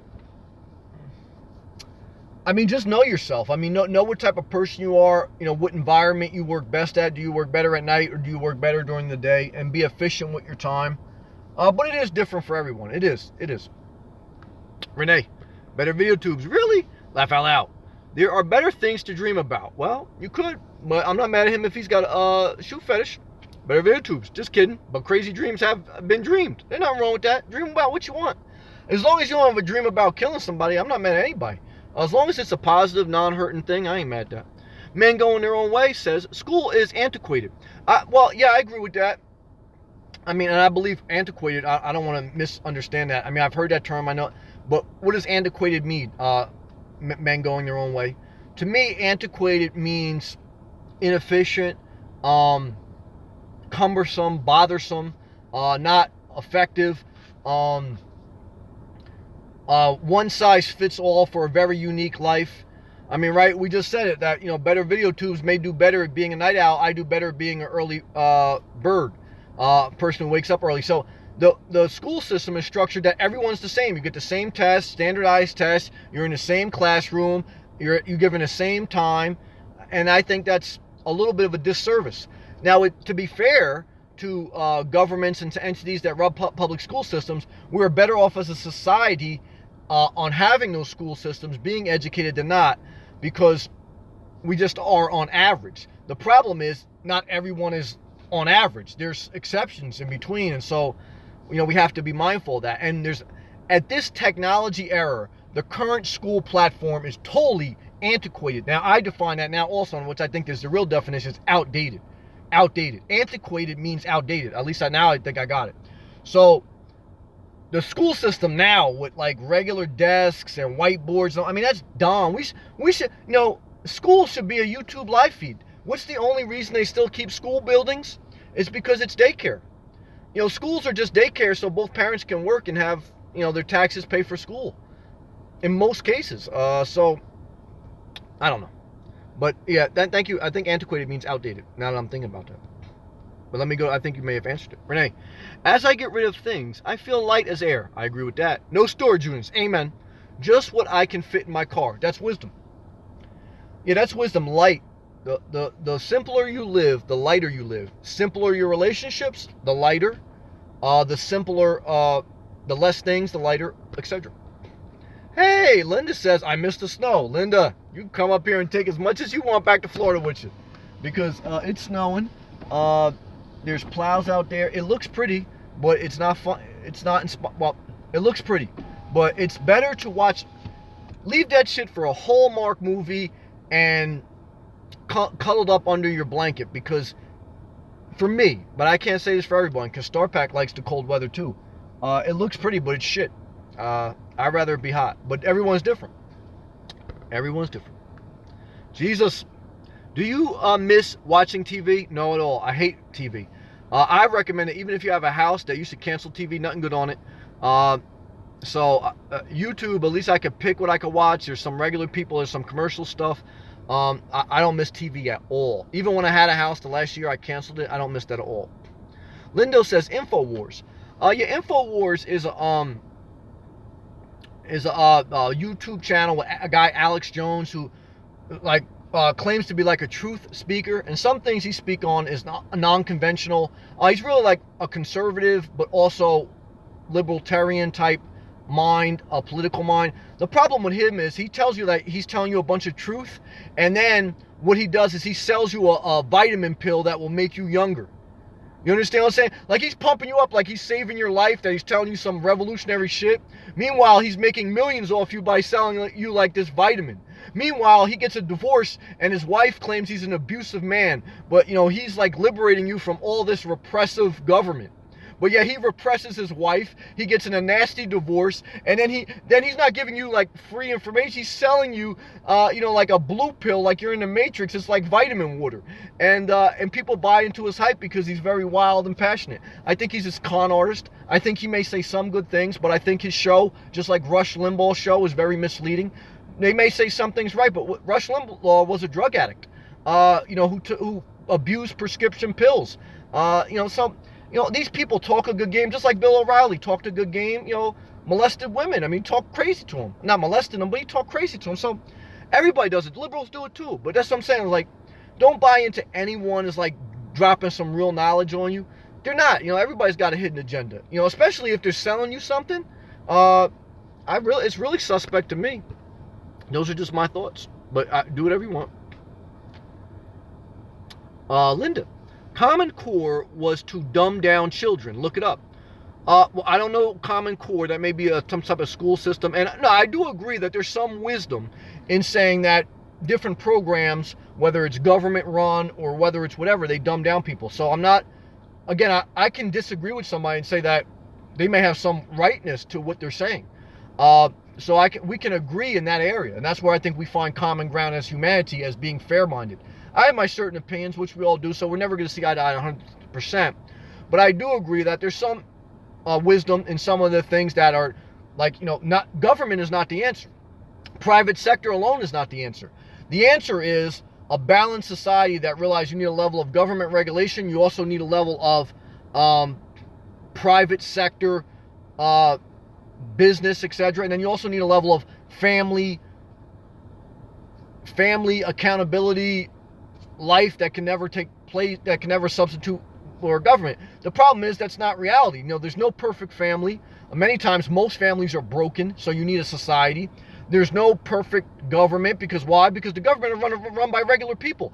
You know who always tells you that government doesn't create jobs? Politicians. Who are politicians? Government workers. Who are police officers? Government workers. Who usually tells you we need more police officers or more military? Politicians.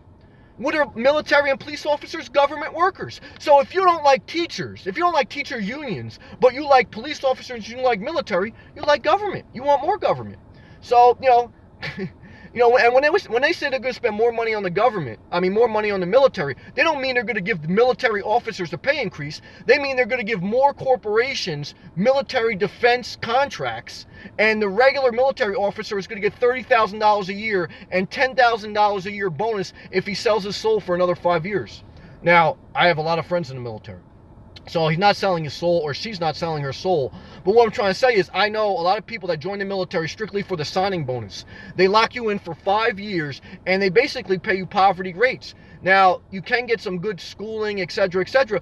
But if we're spending extra money on the military, why are they paid poverty wages, especially, for most officers? Certainly you could work your way up and make decent money, but most officers don't make good wages in the military. But most defense contracts are in the billions, not millions. Problem there. And why do politicians say, we don't need more government, but they're part of it? It's just, I don't know. There's no one answer. And things are good. Things aren't bad. But you just got to be careful, because a lot of people just talking a lot of hot air. Now, it's tough, though. I don't want to get too political, because I want to speak directly to how I feel politically, but there's never going to be a one answer that makes everything right in society. Whether it's government, whether it's private, whether it's family, there's nothing perfect. But what I will say with hope and with thankfulness, I believe that society, global society, as a global humanity, we are better than we were 100 years ago, 1,000 years ago. And I have hope that, we continue to get better. And then things will always be a little bit imperfect. And men going their own way says thumbs up, thank you. Renee, totally agree with you, Sam. Snow is pretty at Christmas time only. Stay warm. Yep, I agree with that. I used to like it a little bit as a kid, but definitely not anymore. Men going their own way. Sammy's speaking the truth. I'm speaking my truth, and thank you, men going their own way. And I respect that my truth may not be someone else's truth. So I don't want you to be hurt by my truth, because I don't want to force my view on you, but I have to share my view. Certainly, I'm not going to be around people that I totally see the world in a different light, because why? Then I wouldn't be making my life simple. I'd be making my life more complicated. So if I'm open and I listen to other perspectives to a certain degree, but I don't spend a lot of my time with people that are on totally separate pages. Why? Because that makes my life overcomplicated. I don't want my life. I want a simple life. I don't want to spend my entire life trying to convince someone else on my view.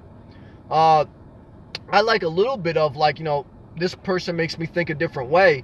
But at the core, we change over time. And we do change. I remember when I was young and I was actually working construction. I remember at a lunch break, I was talking to somebody at that time. There was an election. I think it was like the second term for Bill Clinton in the 90s. And I was thinking about who to vote for. And I remember the foreman says, well, who do you like in the elections? And he goes, I'm not going to tell you who to vote for. But what I tell you is that what normally happens in life is that when you're very young, you're more liberal. And then as you get older, you get more conservative. That's a general statement. There's definitely exceptions. But I think that's somewhat true. When you're old, when you're young, you tend to be more liberal. When you get older, you tend to get more conservative. And that's just a general rule of life, right? When you're young, you spend money, you take more risks. As you get older, you're more conservative. You take less risks, and you're more rigid. So that's a general statement. I got to be very careful. It's not an encompass of entire people, but that always stuck out in my mind. Here's our brother Academia. The schools here in Spain, see, we're a global community. We're humanity. The schools here in Spain are leftists. Okay, that's good to know. I didn't know that. Teaching self-guilt, not good. I agree with that. Yeah, I mean, that's the tough part about a public school system that I do disagree with, and I think that's a fair criticism, is that, the public school system is teaching things that you may not agree with. But again, on average, I still think education overall, an educated society is a better society. The problem is, well, the thing is, you should always be a self-teacher. You should always question what you're told in a healthy way, not a contentious way. And you change your mind over time. So, the ideal thing is, well, the parents should be at home teaching their kids to read and think for themselves, and that's true. But a lot of times, what happens in life, like what happened in my life, okay, is that the parents, they had sex when they were young, they had kids, and, they didn't plan it, they didn't realize how hard this life is. Then they get to their middle ages, and all the passion is gone. They're struggling to keep their relationship together, or they get a divorce like my parents. My father's conservative, my mother's liberal, and they're both miserable. Am I going to take advice from either one of them? Hell no. Am I going to totally follow the school system? Probably not. But that's most people in life. Now, was I a bad kid? No. I mean, I was always kind of responsible. And I know people that, example, like, there's no one answer. I grew up in a household of 3 siblings. I'm the youngest of 3 siblings. My 2 sisters went a totally different way in life. But they were brought up in the same house. They went to the same public school systems, but they live a totally different life. I don't want to sit here and, give their business, but they're not, living a certain way. So that tells you that there's no one answer to life. Like, you can't say the parents' job to teach or it's the public school's job to teach. There's no one answer. Because here you are, a household of 3 children. I have the same parents. We went to the same schools. We were in the same environment, but we handled life differently. There's no one answer. You get a Cain in life and you get an Abel. So, you can't necessarily come up with one idealist answer to the world. The best answer, at least in my opinion, is over time you will mature. Over time you want to be around people that promote being yourself, getting better. And over time you hopefully do mature and get better, and you allow your mind to evolve. You're not a rigid person where you think that you have to believe what you were always taught. My father, when I was still speaking to him, he didn't want to give up on the world he knew. His Catholic nuns taught him a certain way. There were certain old school Italians and old school people that taught him a certain way. He didn't want to believe what he was taught in books in the school, that some of that shit was wrong and it didn't include the history of certain minorities or women's perspective. He didn't want to say that everything he was taught for 50, 60 years was wrong. He didn't want to admit it. He had a rigid mind. And was it all wrong? No, but a lot of it was. But he didn't want to let it go. So what do you want to do? He want to make America like it was again. But some of that shit, the way America was wrong. Some of the wars we went to were wrong. Some of the way we treat women was wrong. Some of the way we treat, minorities was wrong. It doesn't mean you have to relive that constantly. You can't go forward. But it's like, that's the way this world is. And so, it's just something that comes to mind. This is part of maturity, though. This is part of knowing yourself. Part of life, I always say it, I will keep saying it. Your best life will be when you know yourself best. Because when you know yourself best, you will make decisions on who you really are and what sets your soul on fire. When you're young and impressionable, you will buy a car based on what you think other people will think. You will get a job based on what you think society will think. You won't even make a video. In the beginning of making videos, it was hard for me because, it's like, you don't know how contrived to be or how, real to be or how, but the only way to do that is to upload a video. The only way to live life is to go make mistakes and refine it as you go. Adaptation. There's no one answer. There's constant improvement and evolution. It never stops.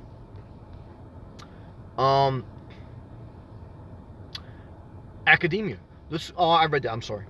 Renee, I served in the Air Force. Amen. Not an officer, but wanted to protect my country the best. Respect and love to that. I could during the Gulf War. Amen. I agree the wages were crap. Yep. But hopefully we will get better. Yes, hopefully we will get better. Hopefully we won't just give lip service to the military. I don't want us to have to say that, we honor the military when we salute the flag. No, we honor the military when we pay them $50,000 a year minimum, when we give them, the proper benefits. We honor the military when we don't send them to war unnecessary.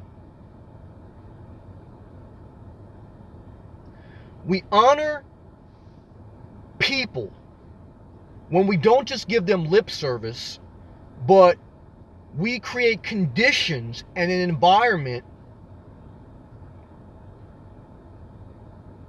where it's healthy. And but a lot of times, patriotism, religion, social economic scales are used as a leverage point. But it's understandable why, because people at the core are very different, and it's very hard to keep people on the same page. But again, the best thing you can do is just, again, live a life that's simple and free. And I think if you live a life based on not hurting others, I think overall you end up in the right place. But sometimes you do have to be firm. Sometimes you do have to be tough, because if you're a little too wishy-washy, people also do take advantage. And also people do let the disrespect get too far. And so you got to say, look, a little bit, cut this shit out. So there's a balance there too. So it's a constant balance of life. Pat, don't leave us, Sam. You're on fire tonight. Thank you. I don't know if I'm on fire, if I'm talking a lot of shit. I mean, some people probably think I'm on fire, and I thank you for that, Pat. I'm going to take it as it's true. Thank you. But I'm just being myself. I realize that for some people I'm not on fire, but for myself I'm on fire. And why am I on fire? Really, because again, I'm living the life I want to live. I'm living very simply. Again, I wouldn't even be making YouTube videos if I still had my house. I wouldn't be making YouTube videos if my initial financial investing worked out. So sometimes in life when we go through failure, it takes us back to our original point. Now, I still do investing. Now, I'm still okay in different areas, but through the different failures of my life, it makes you reset and refocus on certain things, and that's good. You more room to do things that you enjoy more, and that's good.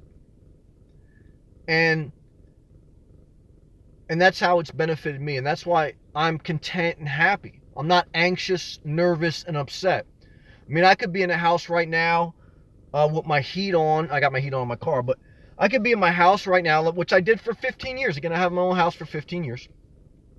Looking at the TV news, getting frustrated with that, then saying I'm going to put on Netflix, then looking at every Netflix movie in the world, then saying, all right, I'm going to put YouTube on my smart TV. And then going to get, pick up food just to sit so I can put myself to sleep and eat. I don't know. I just got tired of that. I mean, I felt that way too. Like when I had a house, it led a little bit to overeating, because it's like, what else can I do for tonight? I can't do anything. Let me get a big thing of food and let me just overeat and look at TV. And so again, part of being in nature is it keeps your appetite down a little bit. I mean, I still eat, I still treat myself. But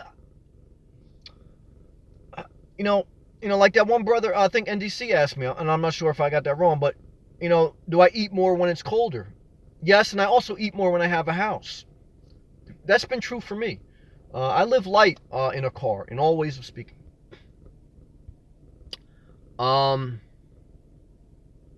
Thank you again, Pat. Oh, Meadow's in the middle. Meadow from the Philippines. I love the global humanity community here. I love that we're connecting from people from all over the world, out of many one. Meadow, love and respect to you. Thank you for your positivity. Good to see you. Academia, true and thanks. Thank you, Academia. Love and respect to Spain. Men going their own way. We can have YouTube live streams teaching students. Schools, all caps, will become obsolete. I totally agree with that. I mean, and that's, men going your own way makes a great point. And now, again, using that word antiquated, I totally get it. That means outdated. I mean, why aren't we live streaming school sessions, etc., etc.? I mean, I think a big reason why we aren't is because it gives people something to do to go to school. School is really a daycare. If you live stream school, where are they going to leave their children all day? So society's going to have to figure that out. Really, school is just a place to go so people can work. People need to do two jobs because we're in a consumerism society. And that's what keeps the whole entire thing going. But it's not all bad, because why? because sometimes both parents want and need to work for self-fulfillment. Sometimes when only the husband used to work, it used to be unhealthy because some, not all, some women want to work. I mean, and some women, thank God they work, they have great value. So some women, they like to be stay-at-home wives and stay-at-home moms. And some dads may like to do that. But two people working is not a bad thing, because sometimes you can have a career and be a good parent. But there's a balance. Because even when you're single, you can overextend yourself and not live simple and have to work a job you absolutely hate. And the same thing applies if you have a family. I mean, you can get caught in a rat hole and you have to work jobs you hate. And then you come home and you're frustrated, and then you're not as good parents as you were. I did that, even like I've shared in the past with my dog. Working too hard. There was at one point while I was working at nights, had my own business during the day, and I was burning the candle at both ends. And you can only do that so long. And you're not your best self. You're not as happy as you need to be because you're stressed out. And stress is the opposite of simple. Stress means it's too complicated. Your life is too complicated with relationships, it's too complicated with things, and that hurts you, and it hurts the people around you. Philip. Hello, everyone. Hey, Philip. Good to see you, brother. Renee. Love and respect to you, Sam. Love the fact that you are being you. Keep it coming. Thank you, Renee, for the encouragement. That means a lot, and keep being you as well. Academia. Hopefully in 2 months, I will also be in my van living full-time. Amen, brother. You can do it, Academia.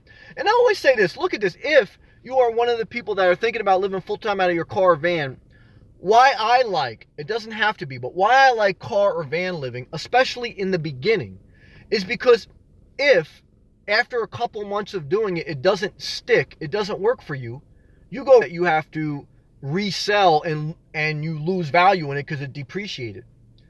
So, because if you have an RV and then you decide this lifestyle isn't for me, and then you have to go back to an apartment or buy a house, a lot of times an apartment or condo, you can't park that RV in that community. Or it's going to be a pain in the ass, getting a house big enough to have an RV on the side of the house. So, the car or van, you can easily adapt to a traditional way of living, or you can go totally nomadic. It gives you maximum flexibility. Once you get into an RV, you still have more flexibility than a house, but you lose a lot. So, even if eventually you build your way up to an RV, if you're single without pets, definitely I would recommend start in a car. Start simple and then build up as you need.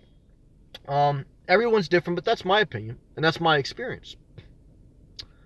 Men going their own way says TV is destroying society.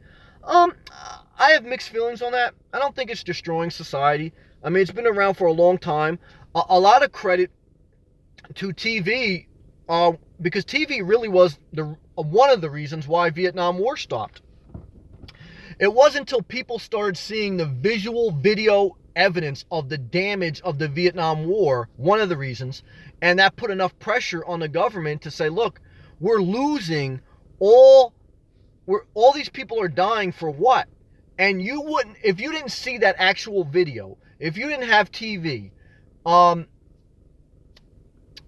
you wouldn't be as exposed to the reality of life. You would just be sitting there listening to whoever the president was at the time saying, our country's great, patriotism is great, and our men and women are dying for the betterment of this country and they're dying for freedom. But my uncle lost his life there. It wasn't, a lot of people just got drafted, did what they could, and a lot of people died on both sides. Not good.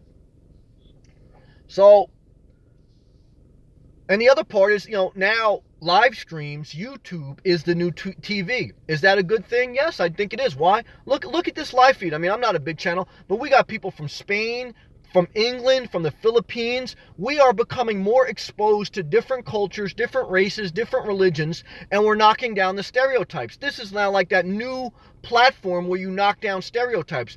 Before this, you may have never spoken to somebody who lives overseas. You may never spoken to somebody. I was in a live chat the other night that had somebody from Iraq. So before then, you just listen to some politician or some news media tell you what people in Iraq are like, what their religion is like. And they thought the same thing about us. But as we connect and as we share about everything, politics, living out of a car, different, now we have some disagreements. And sometimes I block people, they block me, because we're not ready. But at least it starts the process of refining. as we talk about more of these things. I don't like to dwell on them, but I don't like to hide from them, because part of living a well life is, being well balanced. And so I think, again, TV and now internet platform is overall healthy. Can it be unhealthy? Yes. Sometimes if you watch too many sad or violent movies, I think it can hurt your mind. Does it make you do a mass shooting? Not necessarily, but if I watch too many sad movies, I get sad. If I watch too many violent movies, I don't feel right. Even if I watch too much porn, I don't feel right. And I like porn, you know that. But anything can be hurtful if it's not done in the right way. Renee, a live streaming school, they are doing that in San Antonio, Texas. Well, that's cool. Maybe it will spread across the nation. Yes, it has to. I mean, at some point, we do have to evolve our school system into some type of internet platform learning. How it's done and how you transition away from that, because a lot of people, their jobs are being teachers. I mean, a lot of times when people say, look, the school system is making our taxes go high, and a lot of it is, and they look at like a person making $100,000 plus as like a school administrator. You just got to remember that's one person, but there's a lot of regular people that are teachers. I know I grew up with a lot of people in high school that now they're teachers, and that provides them a great quality of life. I mean, maybe they make $75,000 a year, depending on, I live in a tri-state area, and they get great benefits. I mean, so, and that's gives them a decent life. I mean, without that, they struggle. I believe our teachers and our military should be paid well, not just defense contracts, and not just, politicians who are in the Senate. We should we could have teachers and still pay them well, but eliminate a level of the bureaucracy. Maybe we don't need, that one or two school administrator in each district that does get paid $150,000. Maybe you still have teachers, but they use the internet, they live stream from their house, they still get paid a good wage. But you do have to figure out, the missing link to that is, where do you house the children when both of their parents are at work? Because that's the missing element, where you can't put a 15-year-old and just say, look, this live stream from Starbucks. Because like if you were like when we were children, like all children, you cut class, you ditch class. So if all you have to do is live stream, you're going to be live streaming from somebody's basement, and somebody's going to have like alcohol in the background, or some, Cisco, and some Mad Dog, and somebody could be smoking weed. And they're going to be like, hi, Mrs. Smith. Yeah, we're all reading our books. And the other person's like, so you got to have some type of physical place where children can go while their parents are at work. That's the tough dynamic. But the tough part about that is, again, most children don't do well when they have to sit in a classroom for 45 minutes straight for 8 hours straight. Most children become disruptive in after-school programs. Why? Because they've already been in school for 8 hours, and now they got to go to an after-school program for 2 hours until their parents get home, and they've had enough. The average attention span of a human is 8 seconds or less. So I often say, like, when I go into business meetings, like for an hour fucking meeting, for a conference call or something like that, most people are fucking daydreaming. And then you say, Joe, what do you think about that problem? Joe's on mute because Joe's thinking about the porn he watched last night, and Sally's, thinking about her husband or whatever. And it's like, nobody's answering the call. Oh, I'm sorry, I was on mute. You weren't on mute. You were daydreaming like we all were. Because, how much can you take? We're not meant to listen for an hour straight. I can't believe people, I'm sure people jump in and out of this live stream because this is a long ass time. I don't know. I'm getting off track. These are my thoughts. Renee, especially with all the violence happening in school. Yeah, but violence has always happened. I don't like to see violence with anybody, but you got to take that in percentage. I mean, violence has always happened. I mean, and the amount of people we lose in violent school crimes is still less than 1% of society. Now, if you've lost a child through that, then you don't care. It hurts. But what I will say is, we have 340 million in the United States of America. How many children die, or how many people die a year in violence, specifically in schools? Less than 0.1%. So, but, when it becomes a topic, people get upset about it, but it's not an easy topic. And even, like, I looked at the AR-15, what was used in that shooting and in other mass shootings. Now, I didn't know, but I read something that through 1994 to 2004, that gun was actually outlawed. And then after 2004, that law ended, and then you were allowed to buy that again. But even during that time, Columbine school was committed, and I don't think they had an AR-15. So, Even when certain semi-automatics were restricted, there was still school violence. I'm not necessarily against restricting high artillery rifles because, I don't believe in hunting, and not at this point in society, and I don't believe in, you need something crazy to protect yourself. I believe you could have a regular gun and protect yourself. But it's also too, even when you have regular gun, it's never going to be enough. You do have to be careful that government doesn't start to overstretch because there's always going to be violence. There's always going to be violence. And it's still a very small percentage of overall society. So, there's no easy answer on that one. It's going to be a constant debate. Just but who do you blame for that? From what I read, the FBI was alerted about this guy and they dropped the ball. The FBI, the CIA was alerted a month before 9/11. They did nothing. The terrorist attacks that took place a couple years ago in New Jersey and New York, where somebody bombed the railroad in a transit that goes to New York City. It didn't blow up a train, but it blown up the railroad. There was 2 bombings in a row and then one down the shore. The Muslim father, reported his own son to the FBI saying he was going to do something terrorist, and the FBI dropped the ball. But yet they blame we need immigration reform because the wrong people are coming into this country. But here it is.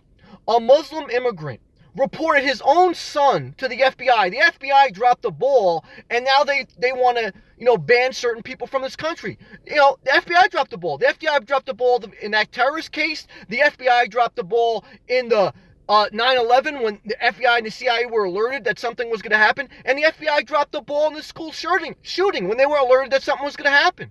So a little bit, government failed us. A little bit, human nature failed us. Because here you are, these things, you don't need immigration reform necessarily. You don't need gun reform, maybe not necessarily. I'm not a big gun person. What I'm trying to say is people want something to say, oh, now we do this, we're safe. But if you look back and you actually look at the facts, it's very eye-opening. About 9/11, about different things. We were alerted. The right laws were in place, but people didn't do it. People got complacent. It had nothing to do with we need more laws. It had to do with, next time don't fucking sit on your ass.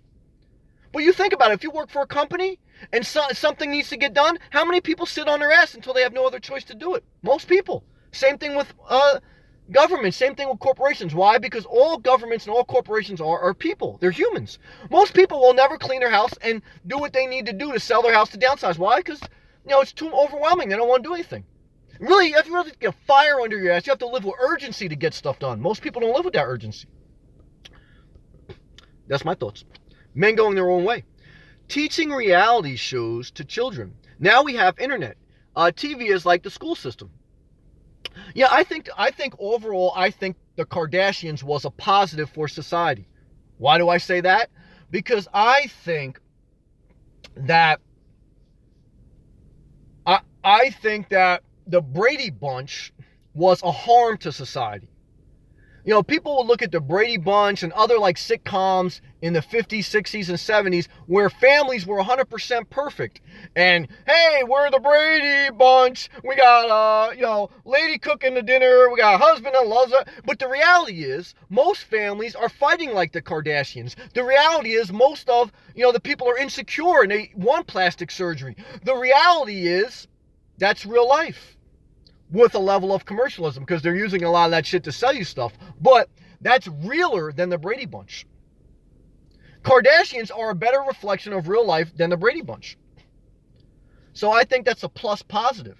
The problem is that, again, it does get commercialized, and they use that fame a little bit to pump on your insecurities. Because they don't use that platform to benefit you. They use that platform to sell you lipstick. Kylie Jenner uses her platform to sell you lipstick. She got lip injections, so did most of her sisters. They got nose jobs, they got boob jobs. So you buy their makeup, you're still going to look ugly unless you get nose jobs, boob jobs, etc. And sometimes people do. Am I mad at plastic surgery? No, my father got plastic surgery, he got a nose job. I know girls that got boob jobs. So I'm not against plastic surgery if you feel you need it. I'm just saying you have to be careful that they don't feed on your insecurities. And they don't feed on a negative mindset. But I'm not necessarily against it. Men going their own way. I meant negative reality shows, Kardashians, etc. I just addressed that one. Renee gets it. And men going their own way. We'll figure it out. We will. Look, again, what's the hopeful thing? If you look at where society was, on average, 100 years ago, we are way better. If you look at where society was 200 years ago, we're way better. If you look at where society was 1,000 years ago, we're way better. So there's hope. There's not just negativity. There's not just our best days are behind us. There's not that the world's going to end necessarily. We never know. The hope is we've gotten progressively better as humanity. And we need to continue to stay hopeful and push positive. Address things, but realize also it takes time to process information. And some people process it quicker than others. Sometimes my boss tells me to do something and I need a little bit to process it. Sometimes, I have a conversation with somebody, I disagree with them, but it takes me a little bit to process, to hear them out. And sometimes people have to process what I say. They don't agree with it initially. We all need time to listen to that, to take it in. It may take years for us to say, you know what, maybe they were right. A lot of times people in their youth say, my parents had it totally fucking wrong, I'll never listen to them. And then when they get older, they say, a lot of things my parents say were actually right. And a lot of them were wrong, in my opinion, but a lot of them may be right. It takes time to process information. That's the way we are. Pat, there will be a way to track that like a GPS. Yes, that's the downside on technology. The blessing of technology is we have greater accessibility, greater convenience, greater knowledge, greater sharing. The downside is somewhat we lose a level of privacy. We're tracked everywhere, right as we speak. Everything on the internet, even with fake profiles, is tracked. But again, I'm not mad at that. Why am I not mad at that? Because if you're not doing anything to hurt others, you should never worry about that. But the only downside is if somebody really wanted to screw you and they were in power, they could do it just by tracking you. So that's why you always have to be careful you always have to be careful to have counterbalances to people in position of authority. Because if one person or certain people can rule over others, then they can use that power to track and to monitor people in a bad way. But that's always been there. Tracking people has been there since the days of Jesus and before. Remember when Jesus was born, the Roman Empire said we need to create a census. At that time, even there was census. So because the Roman Empire wanted to kill all the firstborns of all the Israelites, all the Jewish people, because they heard that a king was coming. They thought a king meant somebody to take over the Roman Empire, but really was a spiritual king. And so they sent out a census to have all people filled out, who was of this ethnic background, etc., because we want to limit down to, the Jewish people, etc. So there was tracking. There's always been that. Why? Not because people are evil, because certain people in certain positions of power want to keep their power. Most wars are not fought over religion. They're not fought over patriotism. They're fought over a few people in power that use the emotional triggers of religion, of patriotism, to control a mass people. But it's really not that. Really, most people get along. It's the few people that want to keep power that they try to pull the levers. You got to be careful. Philip, I'd legit smoke weed while watching my teacher live stream. So would I. That's, when you're young, you're impressionable. That's just what we're not mature. That's part of life. So that's the thing we got to figure out. That's the thing we got to figure out. And then we got to realize they'll never be perfect. And then we got to be honest. That's what we did as children. On average, I'm sure there's people that didn't do that, but I'm sure you drank or you had sex or you did something. And you have to be honest. You can't say children are never going to do anything crazy. When you're young, you do things crazy. It's only by the grace of God you make it out of your youth. I truly believe that. It's only by the grace of God I made it out of certain things in my immature days. Renee, the gun is not the issue. The wrong person with the gun is the issue. To a certain extent, you're right. Again, could you eliminate some of the semiotics? Maybe, but then even Columbine happened. I don't have a one definitive answer for that. And my position has evolved. I used to be very anti-gun when I was younger, because I grew up, again, 40 minutes outside New York City in a suburb. So it was always around here. There's, not many people have guns legally. I know people that had guns, but it wasn't legally with a permit. And it just wasn't a gun culture in New York, New Jersey. And there's a big a gun culture in Florida. It's a right to carry state. Even now, you can't carry in New Jersey. It's very rare. But I know people that have guns legally and illegally. But again, in Chicago, you have some of the toughest gun laws. You have some of the highest murders. There's no one answer. So I evolve on that position. I'm not sure. Could there, again, background checks. Again, you got to go back to, I mean, a lot of these things could have been prevented by laws that are already on the books, but people didn't want to respond. The FBI admitted, from what I saw, that they were alerted to that this kid was going to cause a problem, and they dropped the ball. The FBI, the CIA was alerted to that there were going to be possible plane attacks in 9/11, but they dropped the ball. I think even one of the terrorists that went through the Newark airport here in New Jersey, they were flagged when their ID went through the system, but the check-in person at the airport just was complacent and said, "I'll go through with it." You know, maybe it was just like a false alarm or something like that. So plenty of times there's already systems in place, but people don't follow it. People get complacent. I mean, I've seen that many times in corporations or just jobs, that there's already policies and procedures to address certain things, but something happens and something goes wrong, and people don't look at, well, why did it go wrong? It wasn't that we need more policies and procedures. It was that somebody just dropped the ball. And so people overreact. So there's no one answer. I mean, I see both sides of different debates, but these are my thoughts at this time. They may change. Pat says somebody has to be accountable, not just the shooter. People are going to be fired. They should. Some people should be. And again, just my heart goes out to anybody that's hurt. I mean, there's no one answer. But I hear everyone. Men going your own way. He says the Muslims will cure feminism's let enough in. No, I don't agree with that. I have plenty of Muslim friends that they're not what TV news portrays them as. They're not what anything portrays. I know great men and women that Muslim faith that are not strict on women. I saw in this country, in America, mainly Christian, in the 50s, women weren't allowed to vote.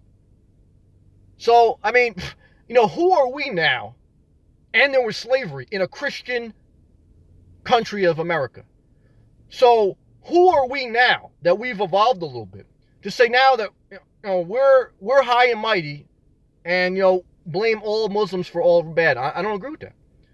Sure, there's some bad Muslims. Sure, there's some bad Christians. Sure, there's some good atheists. Sure, there's some bad atheists. That's part of disconnecting. Connecting with people from all over the world, living in a diverse society. America's going to realize that. America's going to realize that. Why? Because old America, where old white America ruled the world, those days are gone. You see it now when you go to the supermarket. When you go to the supermarket looks nothing like it looked 50 years ago. And that's good. And so, a lot of society is holding on to this old notion of what society in the future. It's not going to be ruled by any one culture, but minorities are going to make up, in this country, in America, minorities are going to, when you add all the different groups up, they're going to make up a higher percentage than white people. And so, people better adapt, but people have a problem with that. They don't want to be felt like they're the minority. But then, if you tell white people that one day they're going to be the minority in the country, like, they get offended. But then they also say, well, to minorities, don't make it a big deal that you're a minority. There's no big deal in being a minority in a country. You still have equal say. Well, as a white person, when you're going to be the minority and there's going to be a majority Spanish, Muslim, are you going to be okay with being the minority in the country? You may not be. And you may then understand what it feels like to be not the most popular person. Hey guys, sorry about that. I had to change position. Maybe because I was getting too political. And not real, no, just play. I had to change positions because depending on where I'm positioned. Again, I have a Sprint unlimited data plan. Whether it's too much bandwidth or whatever, the live stream gets locked up and I have to reposition my car to a different area. Sorry about that. I'll go all the way back because I know I was getting in a tangent. I apologize. Philip, people blame guns, video games, comics, movies, TV shows instead of people who control those things. I agree to some extent. I do think that guns, video games, comics, movies play a part in a mindset. That being said, I'm not for the restriction of necessarily any one of those things. I'm just for a holistic look at it. Again, I grew up with a friend who used to watch majority of horror movies, and he grew up with serious depression problems. And he played violent video games, etc. And when I play violent video games, I used to get a headache. And if I watch too many horror movies, I have a nervous spirit. If I watch too many sad movies, I get a sad spirit. So I'm not for necessarily, again, outlawing those things, but I'm just saying we need to be mindful that those things do play a part in our well-being or lack of. When it's tough to legislate people to live a certain way, that's the balance. It's not easy.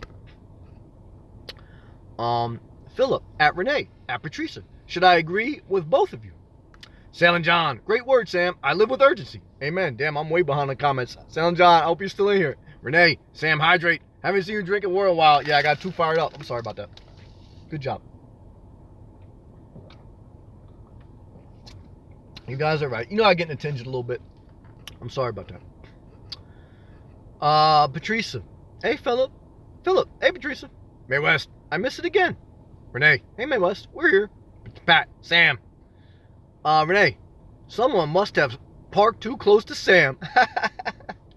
God bless you, Renee. Pat, I'm still here. Thank you, Pat. Renee. The chat will end after 5 minutes. Oh, is that how long I have? Thank you. I didn't know that. Pat. That's why I don't watch the news every day. It makes me sad. It's true.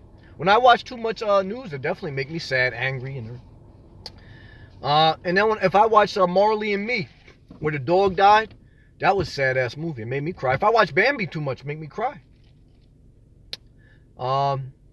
We just gotta be mindful. All right, there's not one answer to life. That's it for my tangents tonight. Let's end on a happy, joyful note. What's the happy and joyful note for me tonight? Well, that Pat says, don't leave me. Thank you. I appreciate you saying that. Remember, like, when you were young and you used to be on the phone with a friend, well, mainly like the opposite sex, and you used to want to fall asleep on the phone with them, and it was magical? That was fun. Remember that as a child? I won't leave just yet. I'll stay a little longer. Pat, thank you. And Renee says, Sam, did you hydrate? Pat, no. I have my hydrate right now. I'll try to stretch this out a little bit.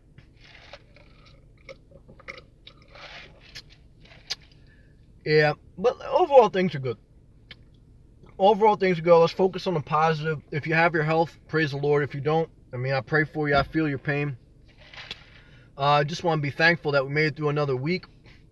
And we do want to stay positive. We don't want to let the negative part of life hold our minds, because there's a lot of positive. And no matter where you are, politically or philosophically or even from a living standpoint, you just want to be around people that encourage you, inspire you, and they get you. Pat, tell us how you make your meals in your car. Well, I don't make any meals, and that may be a problem for somebody who likes to cook. That's something you have to consider.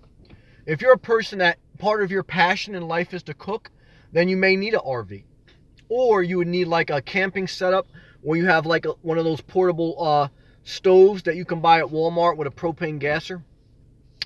For me, my regiment is mainly like in the morning I have bananas and a health bar and coffee from Starbucks. And then at lunch I go to a salad bar, or if I'm at a supermarket and I get a salad with some fixins, and I eat in my car. And then at dinner I do the same thing. I just go like to a supermarket and I get something from a salad bar or a pre-made salad, and I eat in my car. And then maybe I'll go again to Starbucks at one point during the day. So again, my biggest expenses are food related and gas related, but that's how I live. Again, some people want to cook. I don't like to cook.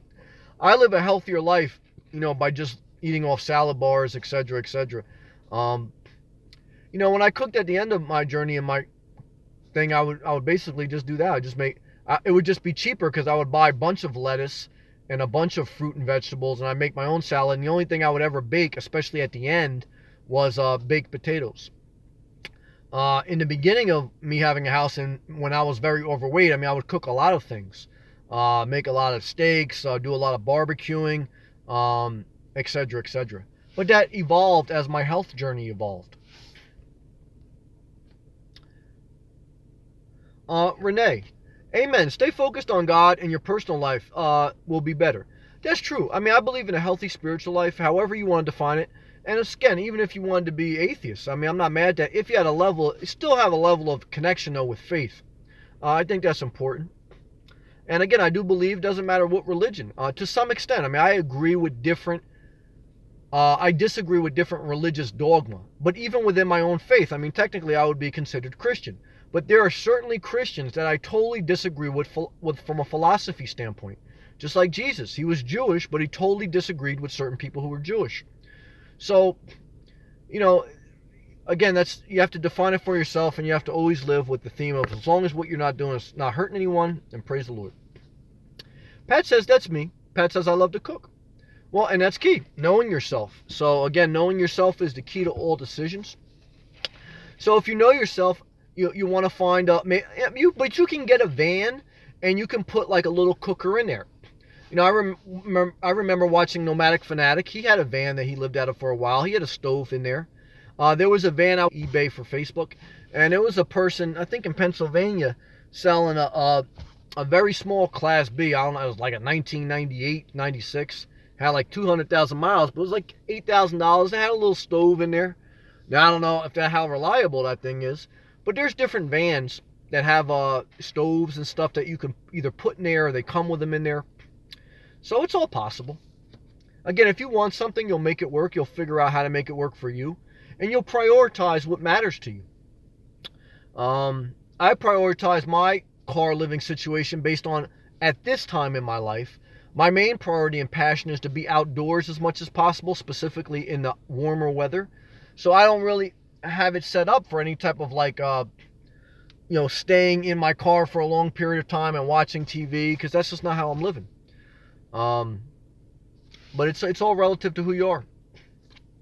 Sam, yes, Sam, so true. Pat, yes, thank you, Pat. I appreciate the comments. Appreciate it very much. I mean, this is one of my longest live streams, 2 hours and 20 minutes. Normally around an hour. There's been a couple that went 3 hours. I was really, it was a good vibe. But I really appreciate, there's been some consistent positive people, that, like you, Pat, like Renee. I mean, like all other people. I mean, I don't want to not miss somebody, but I'm thankful for that. And, it's been a blessing in my life. And, but that is it. I mean, I don't want to end it, but I feel I need to, because what I've learned in life is that, you don't want to drag things out too long. Maybe I probably even dragged this out too long tonight, but I appreciate you. And I'm thankful for every one. Again, you don't have to agree with me on anything. Live your own life. Love, peace, and grace to you. And Renee says, we are thankful for you too, Sam. You rest. Thank you. Yes, I do need rest. Try to go to bed by 10 o'clock, 11. Thank you, Pat says, we like you, Sam. Thank you. And so let me get rest. Let me heal my mind. What happens when you sleep? Your body actually repairs itself. Meadow says, take care. Thank you, Meadow. I didn't know you're still listening. Thank you. Thank you, Pat. Your body actually, your tissue actually heals itself. Specifically mentally, too. I mean, not just your physical body. They say that muscles... the art of life. Thank you for the comment. Made my night. Thank you. Thanks for the inspiration, man. Thank you, art of life. There's a quote that says, muscles are torn in the gym and they grow in your sleep. And that's true. Your physical muscles actually grow in your sleep.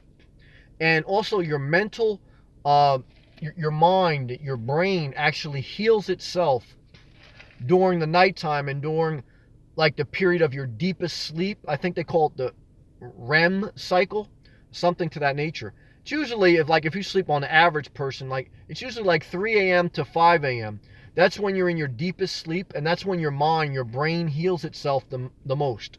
There was some studies that shown that people who don't get the proper sleep, they may have higher risks level to Alzheimer's, etc. And so, again, is there one answer? No, but I'm ending the feed saying put a priority on rest and sleeping, because that heals your mind, your body, and your soul. Sometimes, some of my darkest nights, when I woke up the next morning and got some sleep, I felt totally different about life. Sometimes in the middle of the night, you really want to give up on life and you want to give up on things, your dreams, everything. And then you wake up the next morning, and specifically if you can wake up early and you get a few hours of good sleep. The average person needs 7 to 8 hours of sleep per night. Even if you can get 6 hours.